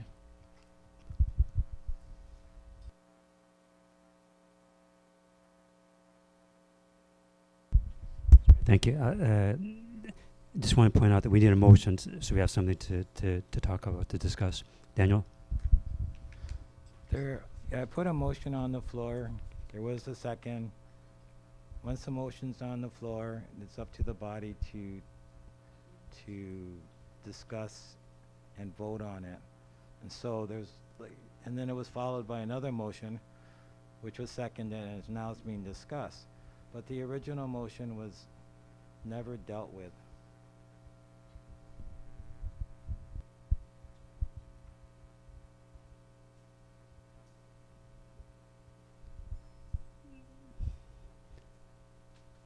Yeah, so that's why we need corporate counsel. So, yeah. And so we kind of screwed. I mean, hands down, we this is all our time. And I'm not blaming, but we need help. But if we're going to table this, yeah, we're going to come back. You know, we're going to come back. But we need corporate counsel on this one. Because he made one. Hey, I thought it was Pao. I made one. Yes, but you can make a motion to discuss this problem later. That's one thing. But make a motion to table it in the sense of not discussing it doesn't make sense, because there's no motion. This topic was already decided.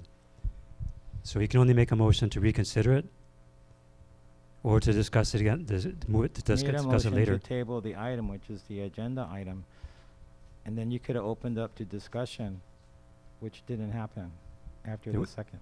There was some discussion, but we still didn't get clarity on: are you proposing to discuss this item later, or are you proposing to just not discuss it today? I'm open.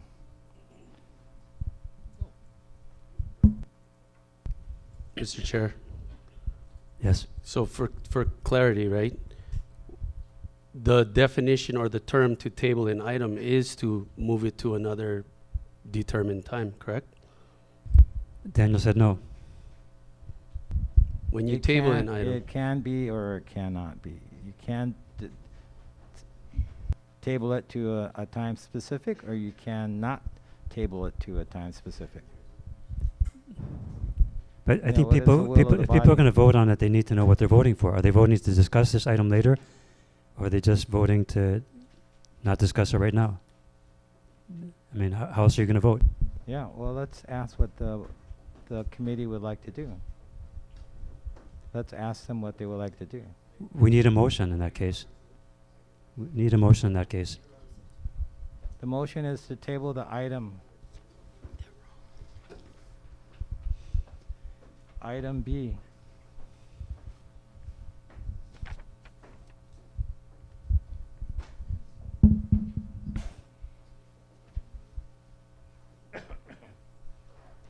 Mike? Maybe it would help if could planning possibly give us a definition of what table means? Maybe that would help. Chair. This was distributed to us prior to organizing and conducting our meetings, right? Robert's Rules of Order and Sunshine Laws. Yes. Okay, so under the number 6, table. To table a discussion is to lay aside the business at hand in such a manner that it will be considered later in the meeting or at another time. That's all I was trying to clarify. That's why I seconded the motion, because I agreed we needed more time to discuss it. Probably not tonight, but we can discuss it by committee. Yeah, thank you for that clarification. So, table it to another time. But then I asked the question, will we be able to discuss this better at a different time? Okay. Okay, so let's take a vote on this then. Those in favor of postponing this discussion, tabling this to a later meeting, please raise your hand.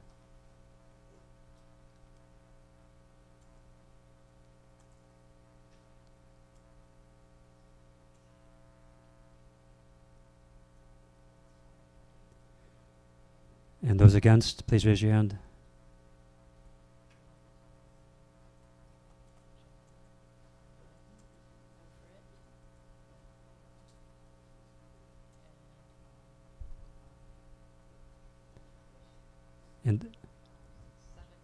And those abstaining? Okay, fine, the motion has failed.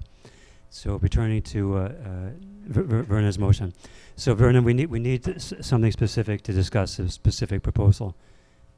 So we have the proposal from the planning department.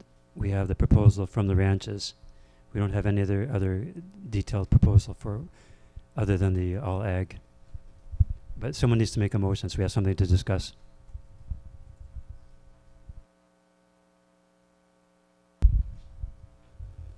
Sorry to make this even more complicated, but I need to recuse myself, so my last vote doesn't count. Not that it matters, I think the motion still fails, but sorry, I got so excited. That's right. I forgot about that. You're right. I thought about it before the meeting, but then I forgot. You're right. Yeah, it doesn't affect the outcome of the motion. Okay. Doesn't matter. It has to be seven yeses. Okay. Can anyone make a motion in favor of either one of the existing proposals or something brand new? Otherwise, we really have to move on. Yeah, I make a motion to revisit, not revisit, but look at the new revised plan. From the ranches? Yep. Okay. I'll second. Second by Brian. There's proposed by Vernon, seconded by Brian. Yep. Discussion? Gilkey? So are we gonna do that tonight, or are we gonna push it to another time to give us more time to digest? We're doing it now. Okay.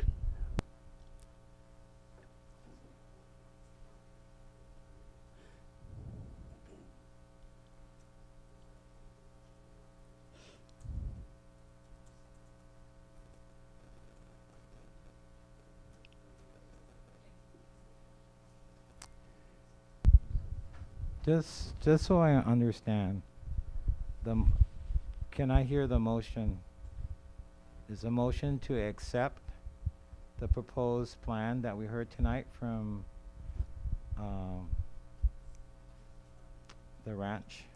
Is that the motion on the floor? Can you confirm that, Vernon? Yes. Yes. Yeah. And that's on the screen.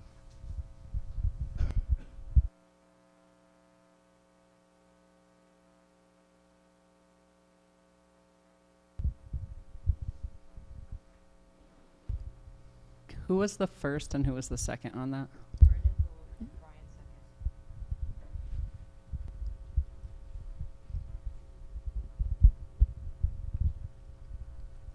Brian? So I'll speak to why I'm seconding it. I'm taking into account the testimony that we've heard from a number of people tonight, stating that obviously housing is needed, that this seems to be one of the better locations.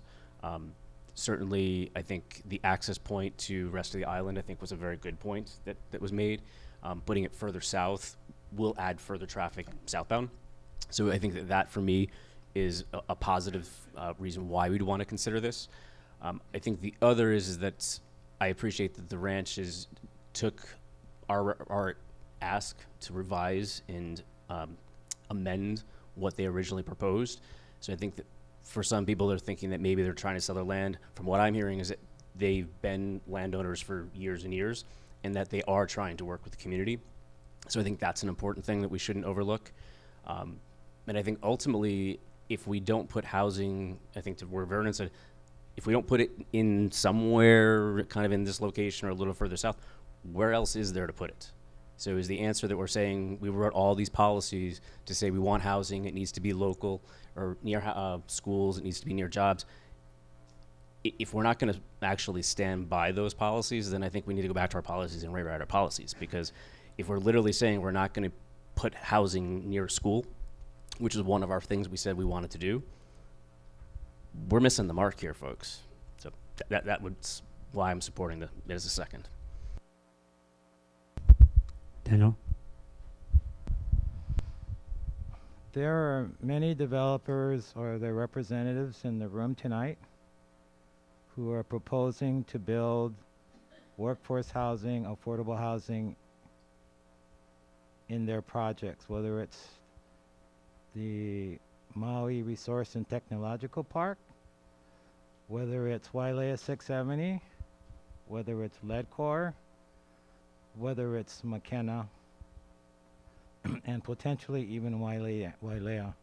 There are representatives from many of those development interests in this room tonight who have testified in support of their projects, or folks that are associated with this industry who have testified tonight who are in support of those projects. Not everyone, but many in this room.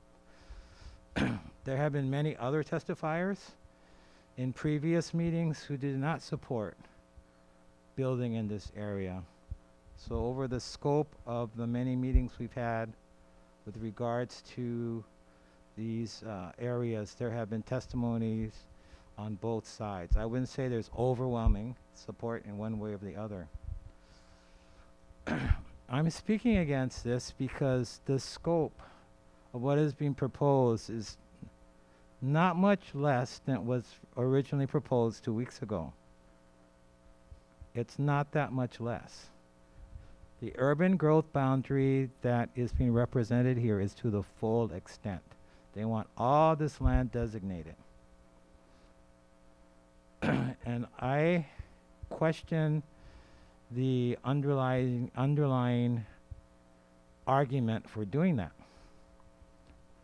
When I attended the GPAC meetings back in the 2010s and earlier, and also the Maui Island Plan meetings, they did not support this large of an urban growth boundary.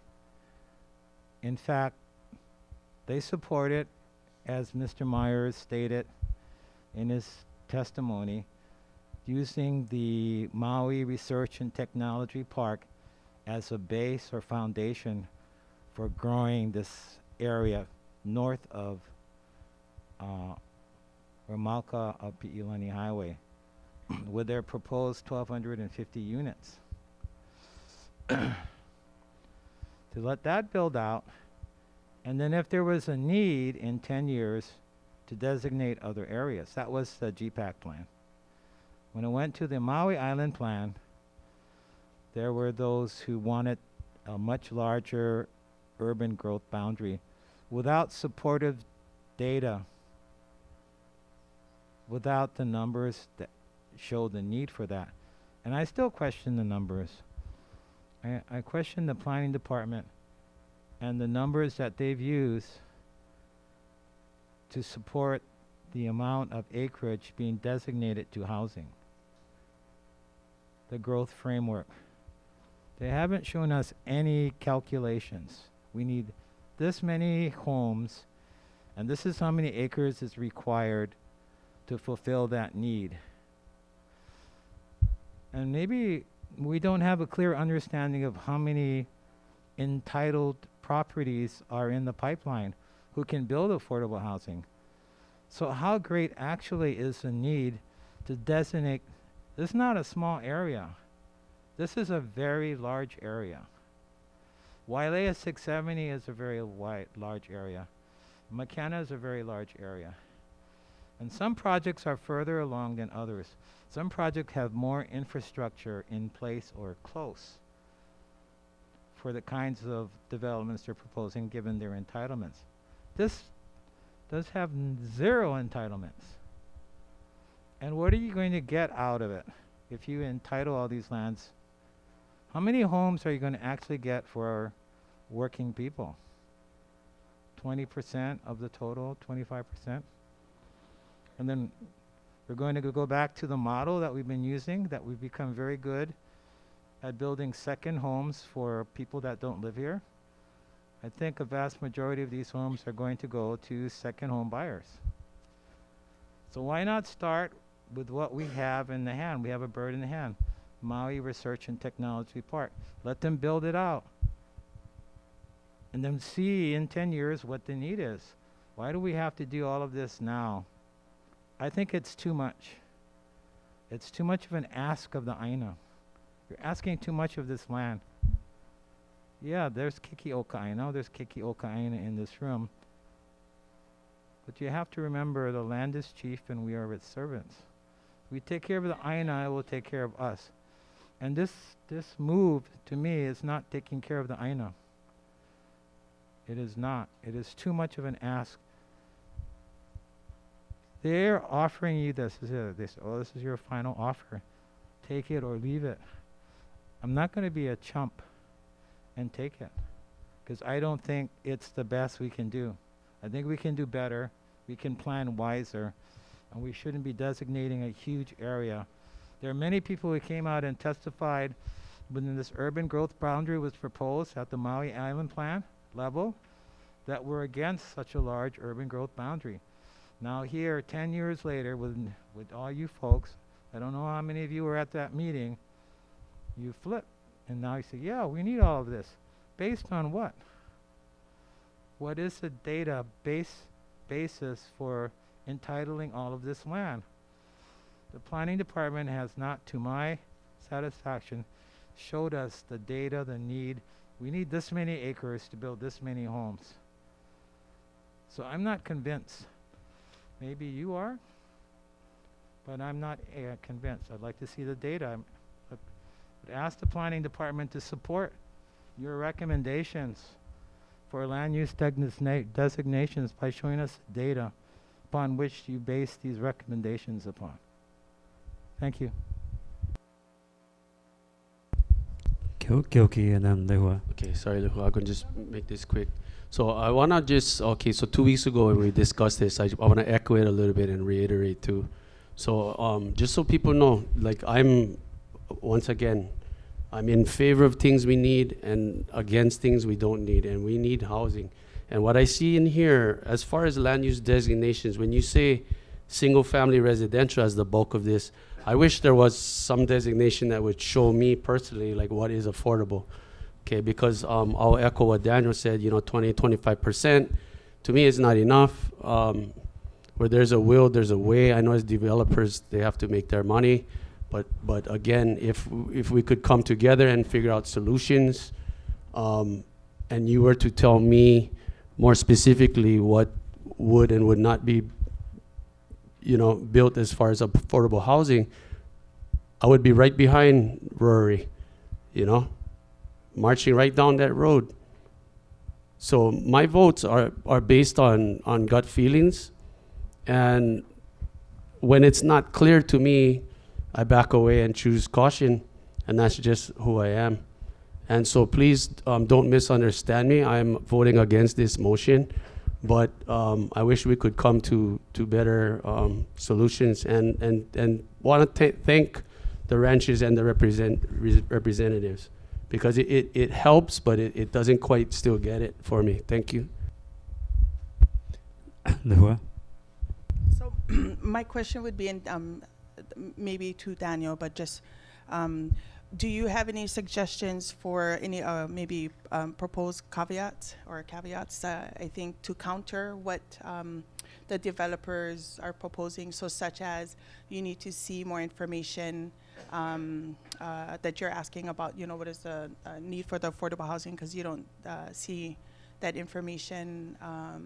And like what Kyoki said, and I could maybe I shouldn't use the word guarantee, but if we can do 80% affordable and then 20% market, that would be nice. But I heard the opposite of 20 affordable and 80 at market. So is that unrealistic for us to expect? I mean, to echo what the testifiers were saying, yeah, I'm born and raised here. My daughter just moved back last week with her son and her husband. I want them to stay, but they're not going to be able to get a home at this time, and I hope that they would. But so I would support a project, but maybe if we can tone it down. But how possible is that to do within this time frame? So if we say no to this development, is that we're done? It's not going to happen again? I don't know if Rory's here. Is that something that if we don't support it, is it done, or is that something that we can, maybe offer or ask for more information to be given, specifically how many housing you're going to put up there, how many are going to be actually affordable, and I don't know, you can make a promise, but something that would answer some of the questions, because I'm hearing the same questions. How many are truly going to be affordable within the scope of the size of this? Should be a lot, but we cannot use those, numbers like a lot or whatever, but what's the reality of it? So is that something that you guys could present, that we might make it maybe not necessarily easier, but maybe more comfortable to support such a project? Because I live right down there. I live by Antisandra. I live Old Key Heights, Chair. Born and raised. So point of order. So can we ask Rory to be a resource? Thank you. We can do that, but I just want to point out that the ranches are not developers. They're looking for someone else to do the development. They are not deciding what the content is going to be. We have Jim Hammett and Sharing Connection Hawaii is looking to buy that land and develop it, and they're looking to make 80% affordable, 80% of all the units. Okay, so you just answered my question then. That's, yes, what I'm saying is that Rory can't tell you what the ranchers want to build, because the ranchers they're selling the land. Someone else is going to buy it and develop it. Sure. This is what they're proposing. So but we can still make Rory we'll use Rory for resource. I loving the dialogue, because we all sharing the same thoughts and concerns. It's not clear. The distrust with developers, that's the history.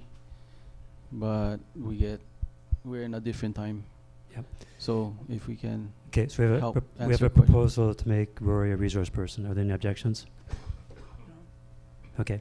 Rory, do you want to answer that question about? Can I close my statements though? Go ahead. So my statements would be, no, Rory, you can come up though. So yeah, sorry. No. So I speak you to Rory because he presenting all these things. So he giving us all this information. So I speaking to him not necessarily as the developer, but as the person who's presenting these things. So I think it would be fair to say that I should be able to ask you, and then you could tell me, well, it is really up to the developers. But I'm only speaking to you, the presenter, at this time. So with that said, and I heard 80% that's coming from the developer, but again, that's why I say you cannot make promises, but maybe enlighten us a little so we might be a little bit more open to maybe approving, but. Yeah. So thank you very much. The ranches, as the owners, their primary objective is to meet the needs of the residents of Maui. And if they had their druthers, it would be 100% workforce, or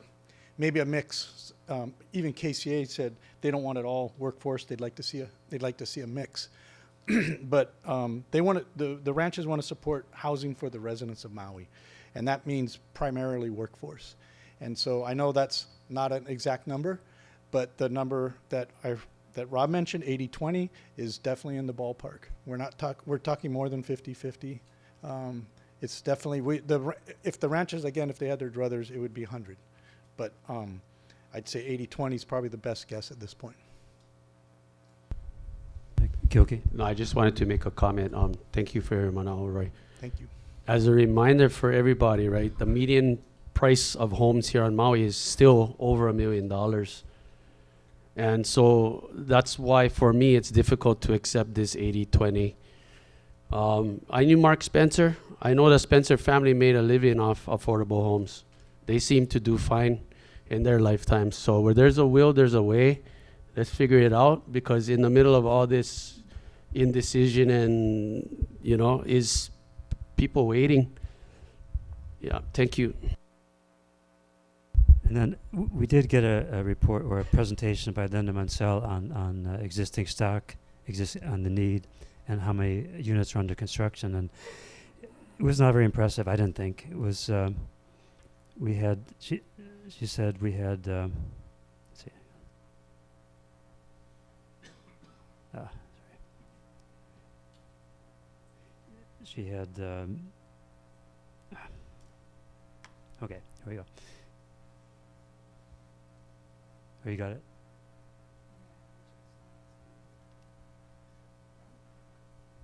Yeah, in construction, there's like 295 units under construction. Of those, 175 for sale in production. Out of those 175, 40 workforce units, and that's 80 to 140% AMI, which means a lot of them will be more than people can afford. 135 market units. And for rentals, 120 total units under construction, where of 118, almost all of them would be affordable. Not a whole lot, and even, it's really very little. And the other things that are under construction in South Maui, they're almost predominantly for wealthy people. We're talking about Makalea, we're talking about, I forget what it's called, the one in Wailea, on Wailea Iki. These are not affordable housing. If we want affordable housing, we have to look Mauka of the highway. It's the only way. Lewa? So who determines the price for the affordable housing? So the market. I don't know who said that, but the county. So I had assumed. So the county determines that. So then we got to work hard, the county, to make it even more affordable. Yeah. So. If we build it based on that it's being built for affordable housing, then I think we as the residents, and we have to really advocate for realistic affordability. So I would end there, because I just needed to have that question answered, because we're not going to be determining that anymore here if we have that discussion about the affordability. And I respect what Kyoki is saying, so I just had to ask that question. So I kind of knew the answer, but I just wanted to hear it. Thank you. I think, did I skip Cody back in the way? No? Okay. Mike?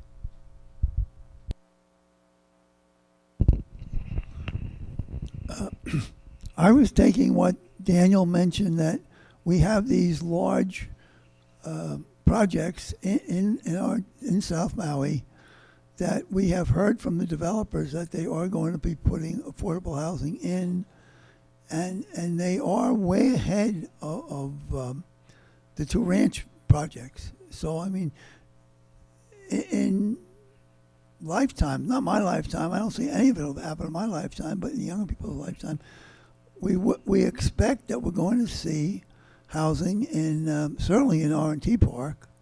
I might see some of that in my time. When I mentioned that we we should have housing in Wailea, even though I didn't agree with Everett's point at that time that Wailea 670. I said, well, I didn't think I can count on that because it's been going on for 25 years. But ultimately, this too is way ahead of this ranch land. So if these projects are for real, we are going to have housing built in South Maui in the term of this plan, and if it's 20 years. So it's not that there's no housing coming. The housing seems to be coming, where that ranch land may or may not be 30 or 40 years away. I mean, that's what I heard from Rory, that this is a long-term plan. So it's not like this is going to fill the need for housing. These other projects may fill part of it. And maybe that is the logical step. See in 10 years, how many houses does R&T Park put in? How many does Wailea 670 put in? And then we can revisit and say, okay, yes, now we can proceed. Especially because it does seem to be, it's all or nothing. Do we want that whole big thing to be opened up? If there's no interest in making a compromise, it's like if it's all or nothing, maybe it is the right to say, not now, not now. Mahalo. I mean, saying that there's all these other projects with development, are we really happy with building luxury houses instead of building housing for residents? I mean, can we say, okay, we don't need to build housing for residents because we're building have these big projects in Wailea and other places which are 20% affordable? You know, the Cody and then Daniel.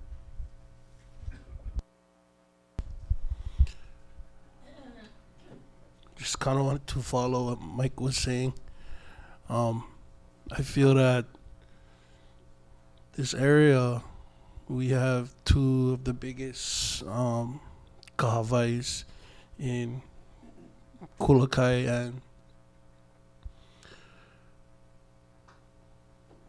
I feel like we're still learning so much about these kahawai, you know, Waipuilani and Kulani Hakoi. For us down at the bottom who are busy trying to restore and understand a lot of the damage that is taking place, we need that Mauka to Makai connection, and to really understand our ahupua and our moku. The more we understand the impacts and what is happening, the better we can do our job down Makai. And I feel like if we just go in there and just start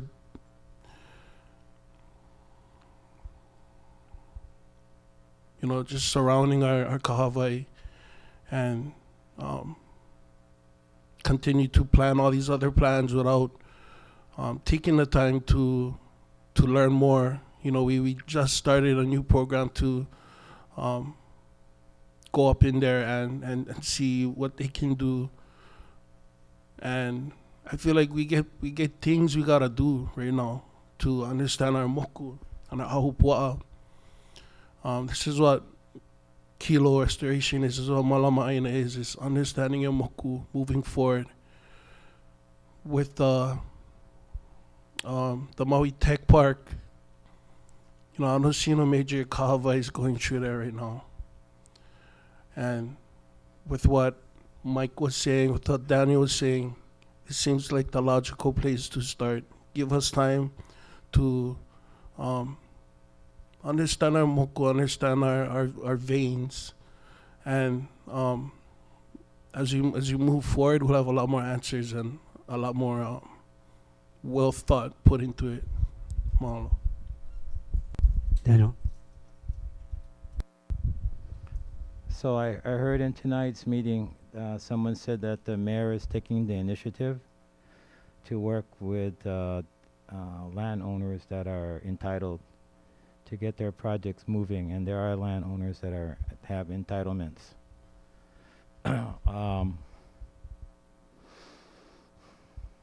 There are, of affordable housing, workforce housing, promised by developers in this room, like Riley at 670.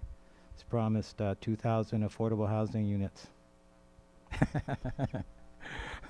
I got Cal and Rory's attention when I said that. 288. 288 units, right? Right on, right there off of Peabody Highway.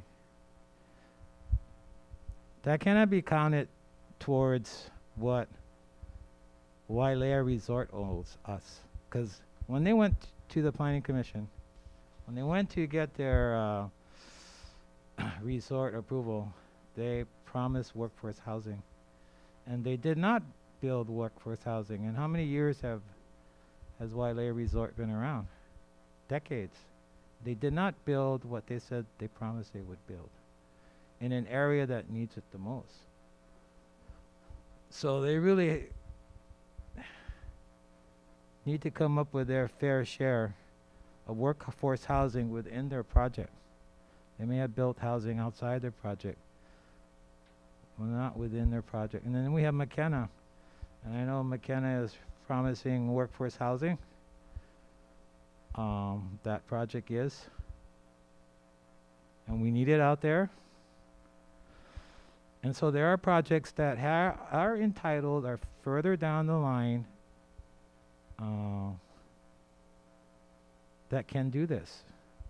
And I'm not talking about there will be luxury homes built or market homes built along with workforce housing.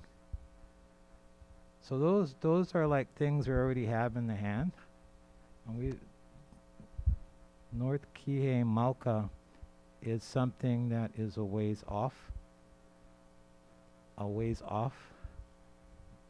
I think maybe many of us won't be here if that's ever built out. So I think we should build on what we have, and then if we need more in 10 years, then they can get a community plan amendment and work on adding these areas into residential areas if there's a need. If there is a need for more housing. And so if there are numbers out there like Rob was sharing with us today, why don't we put up all the numbers? Why can't the planning department do that for us, the CPAC? Put up all those numbers up there that Rob shared with us so we can all look at them and talk about them.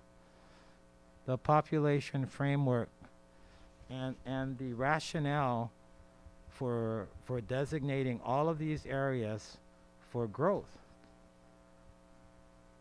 Let's see your numbers. Show us your numbers that you use as a basis for all your recommendations across all of these sub areas.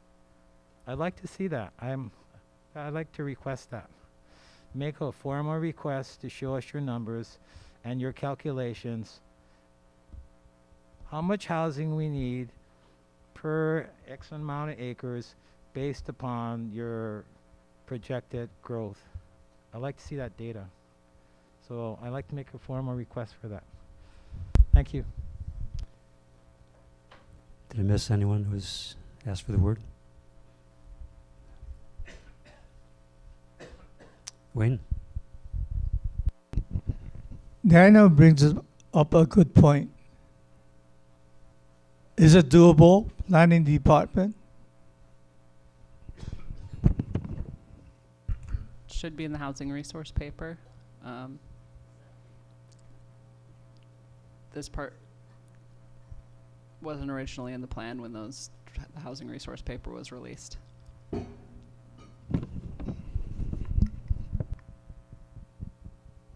It's a couple of years old, so it needs to be updated, but that is the basis.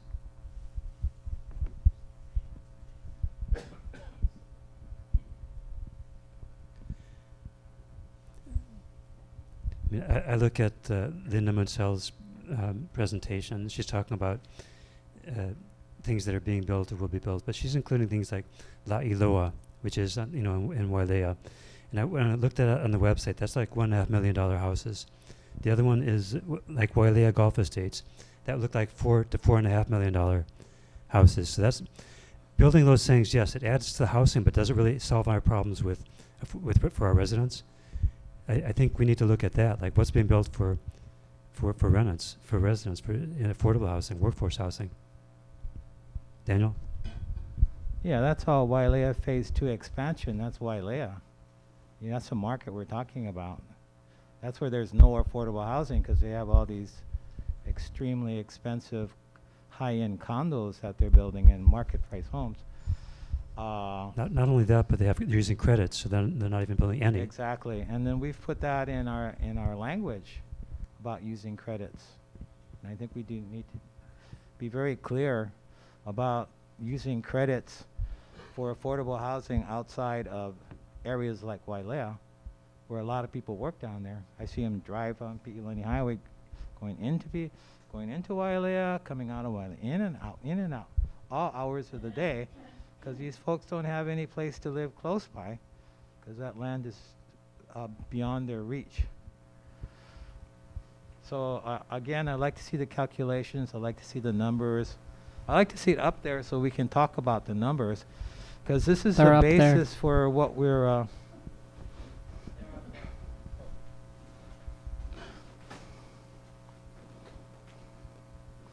sorry, I can't see it from where I'm sitting.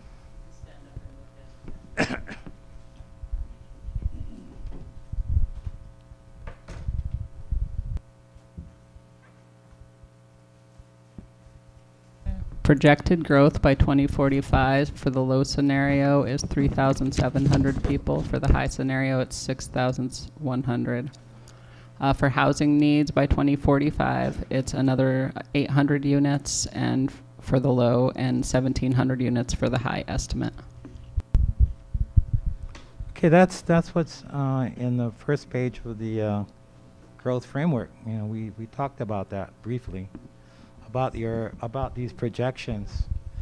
But I'm talking about the calculations. When you calculate it down, I don't see the calculations up there, where you calculate how much acreage you need for X amount of folks. This is a discussion we should have had very early in this process. You know, this is why we're doing this. This is our rationale for wanting to designate this area, that area, and the other. And I don't think we really had that discussion early on.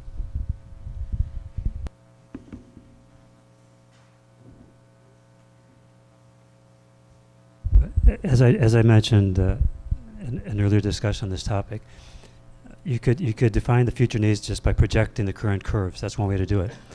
Another way to do it is, I don't know if you guys read, there's a report, I think it was yesterday, or maybe it was the day before, about the demographics of Hawaii and how that's changing.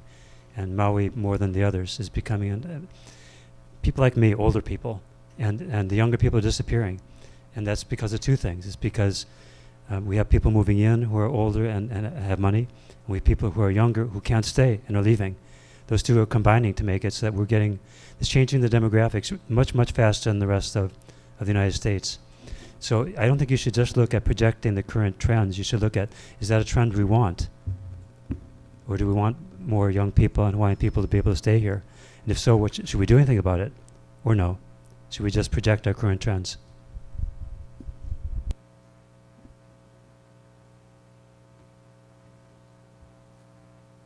What's affordable for like a one bedroom?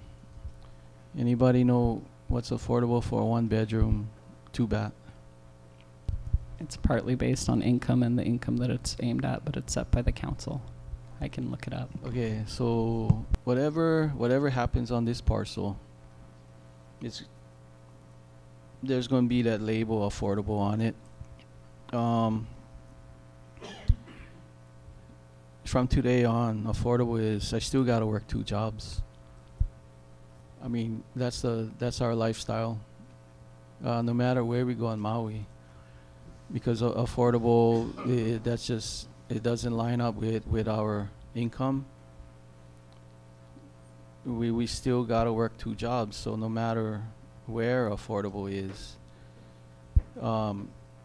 So with Rory, you know, I think you're hearing all of us, you know, it kind of reassuring on what everybody's asking.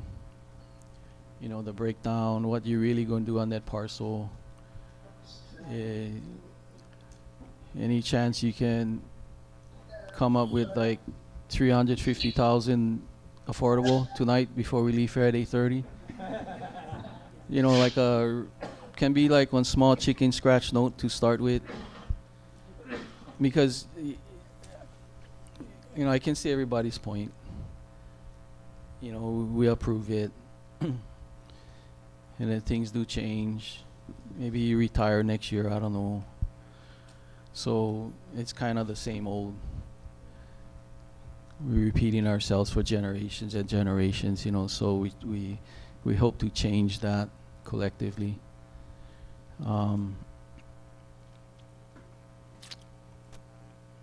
Yeah, that's all I have to say. So what's affordable? So we have this AMI. So what's it? Adjusted median income. Yeah. So and so various projects. Some projects have like in the low end, which is 50 to 60% AMI. Those are entirely rentals. So those I think you could afford without multiple jobs.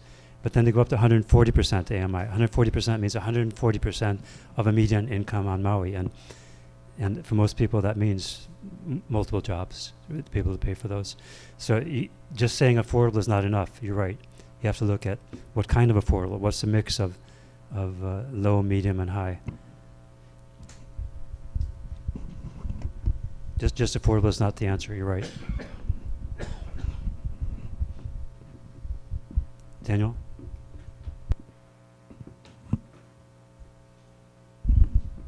So I'm looking at the map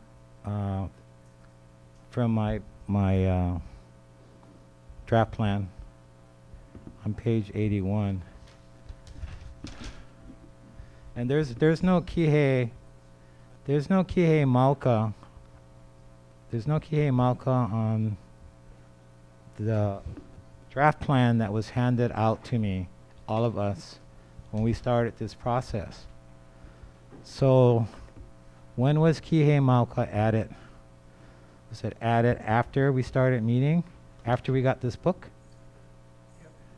So the numbers that were shown up there that we were talking about, the growth framework, were numbers that were projected before Kihei Mauka was added on, before it was included. So you cannot use those numbers as a basis for recommending Kihei Mauka, since those numbers are already included in the planning department's designations when we were starting the community plan advisory committee meetings. So that those numbers are not a basis for adding Kihei Mauka. There was part of Kihei Mauka was included, which is like the part that says Ohukai Village. But Haleakala not this Ranch on there. proposal, or the one before it. But the left-hand side that was in the original Kihei McKinnon Community Plan was The included. one above that was residential, that was right above Ohukai, right? So that was the only thing that was on this. So maybe we should be looking at only that then, because it was already in the handbook that we got, which was supported by supposedly the projected growth, high or low, 3,000 to 6,000 over the next 20 years. So maybe we should look really talking about maybe that one section and including that, but not everything else, because wasn't supported by the data.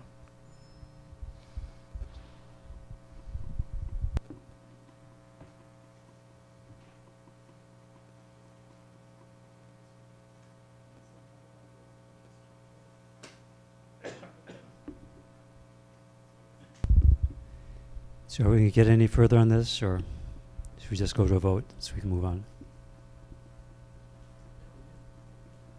Go to a vote? we have a motion. We do have a motion. Yes, Daniel? Okay, well, I guess you know I'm voting in opposition to this because I don't think the data supports an increase in the urban growth boundary of this size. It's a huge increase. It's a huge amount of land designated for in the urban growth boundary. It maxes out the urban growth boundary. It just maxes it out. I don't think we need all that. I don't think we need to add that much. And in the original proposal by the planning department, they were recommending, if I got the map correctly, only the area above Ohukai subdivision, where Sandra lives, that area above there. And that's in the current community plan that is residential. So if you're going to add something, why not add something of that size rather than this huge area to start with, right?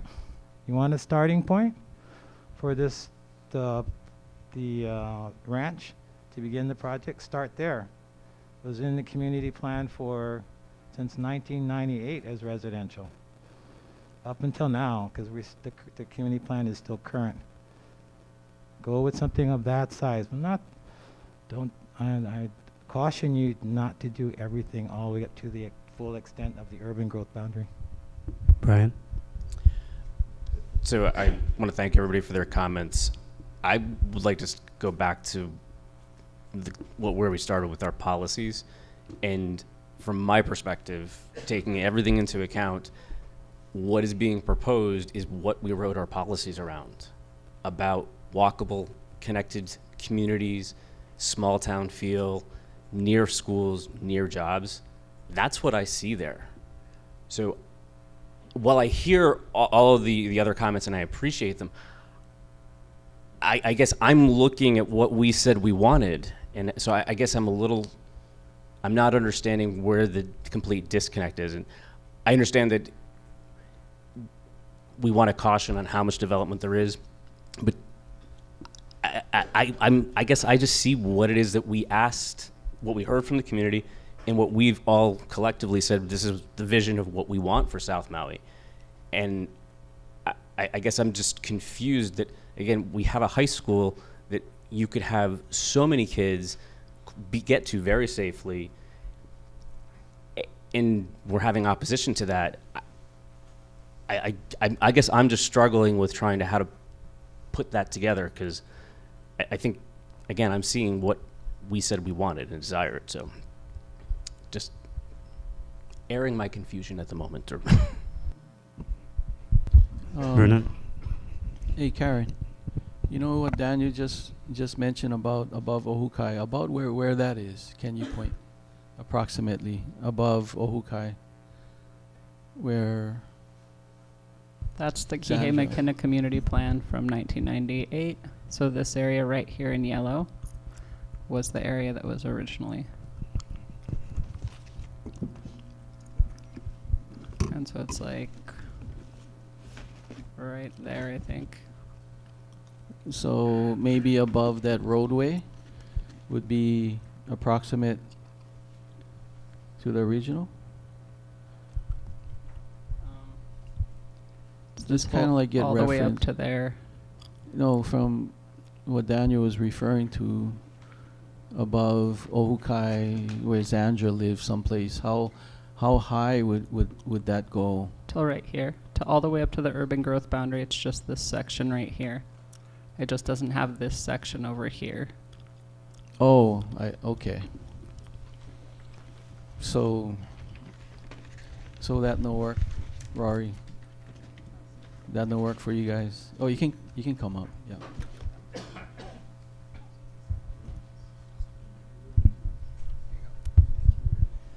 As I mentioned in my testimony, no, because you wouldn't be able to plan for the road that goes from one end to the other. If you include the whole area, you can plan for that road, you can plan for the connectivity, and then obviously it's not going to be built all at once. We hope to see houses there as soon as possible, and that it would be done in phases. But if you have the whole entire area designated, then the developers can commit towards these larger infrastructure projects that would really be meaningful and beneficial for the community, to have the roadways go from one end of the project area to the other. Doing it in just that one area, it's a cul-de-sac above Zondra's house, and she doesn't really like that. We need to.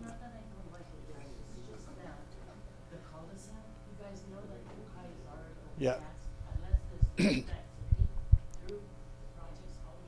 Right. Right. So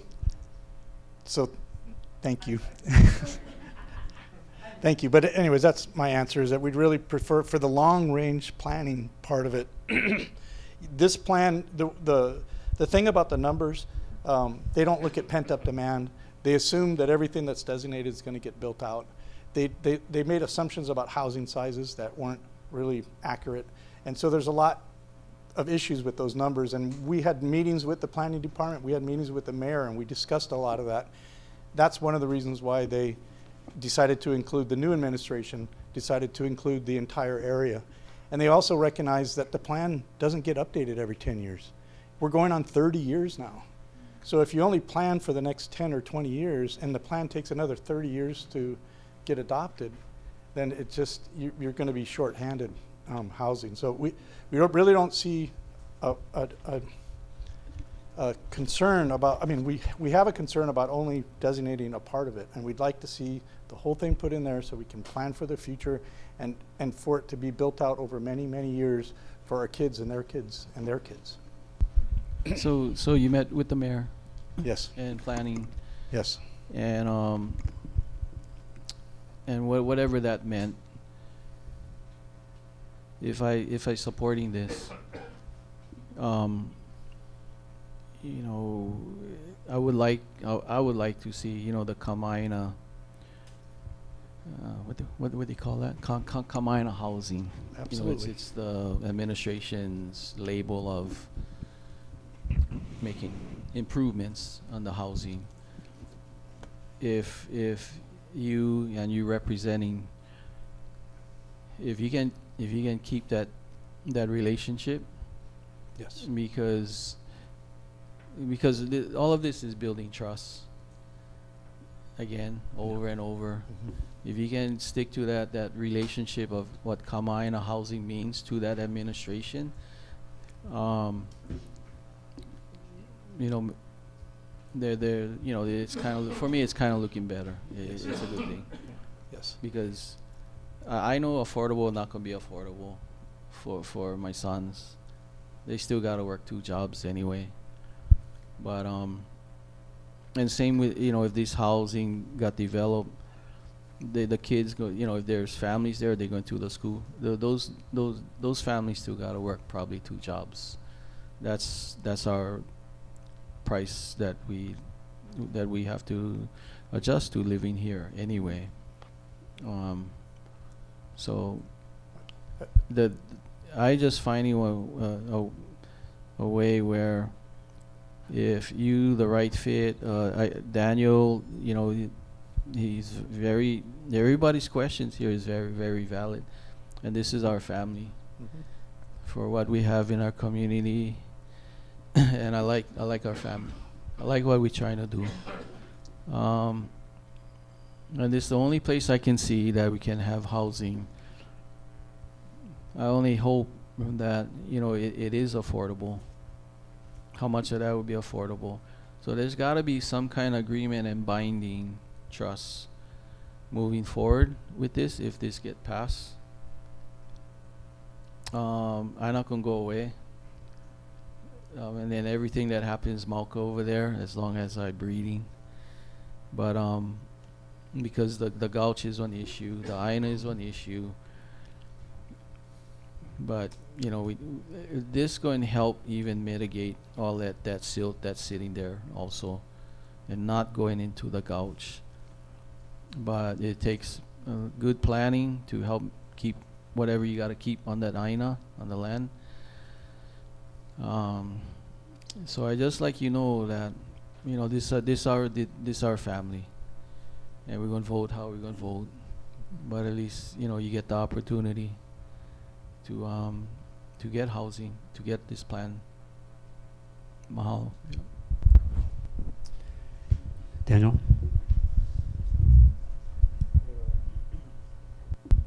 Rory. So, sorry, just a correction, committee members. The map that I was referring to originally wasn't, was the wrong one. It's one on page 79. That is in our old handbook before they added the North Kihei proposals. So, Rory, when the original proposal came out by the planning department, the proposal came out by the planning planning department for the land Malka of Ohukai. And I'm sure if you built that section, you would probably improve that Ohukai Road. Wouldn't you put in some nice sidewalks all the way down to Pi'ilani Highway? We don't control the land all the way down to Pi'ilani Highway, and a lot of that's already been developed. If you look at the map, there's a little bit of frontage along Ohukai, and certainly that would be improved. But we could look at what would be available down Ohukai. I can't make promises because of the existing homes that are there. But I think if anything's done in that whole area, Ohukai would have to be looked at for sure. I just don't. We don't have control over a lot of that land that's below us. Let's just put it that way. I know there are some sidewalks there, but it doesn't go all the way, and a lot of that is overgrown. Also, the affordable housing. Would the ranch promise affordable housing and for any affordable homes built? Would they promise that would be good for perpetuity? In perpetuity? I don't think we're prepared to make that commitment right now.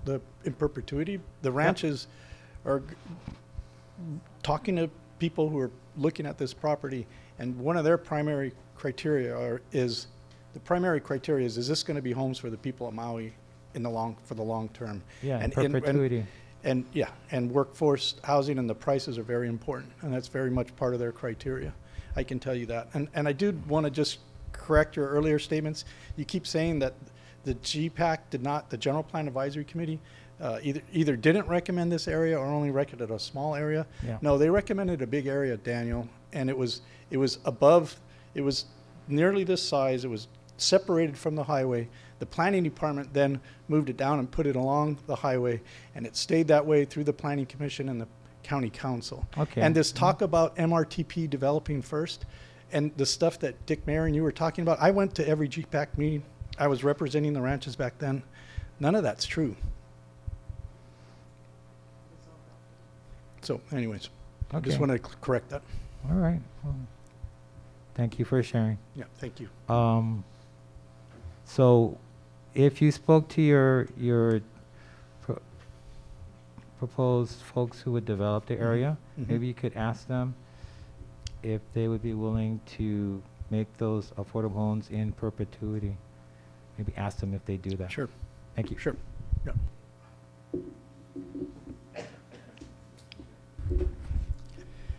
Are we ready to take a vote on this so we can move on?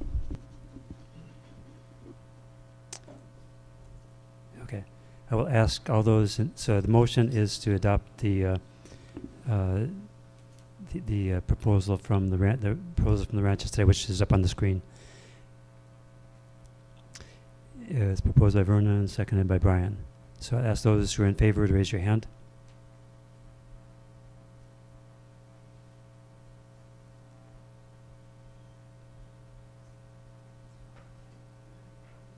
Six.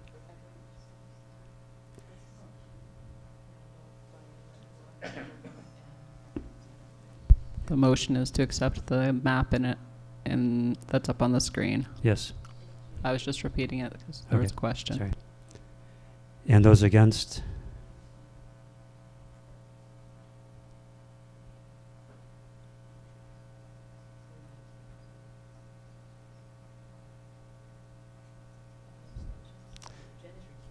Jen is recused.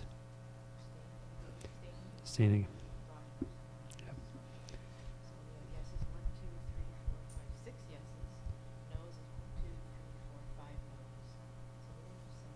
We have, but the rules of the county are that abstentions count as yes. Yeah. So the motion passes. Just in time for almost for 8:30. Mr. Chairman, Yes. clarification, what was the vote count? I saw it was 6. He's ayes asking and 6 no. Okay, so the yeses were Vernon, Randall, Brian, Lahua, Tova, Everett. That equals 6. Abstention is Rob. Abstentions equal yes, so that makes 7. The noes were Daniel, Wayne, Mike, Kioki, and Cody, which is 5. Jen is recused. So 7-5. Thank you. So we decided that we're only going to go to 8:30. So.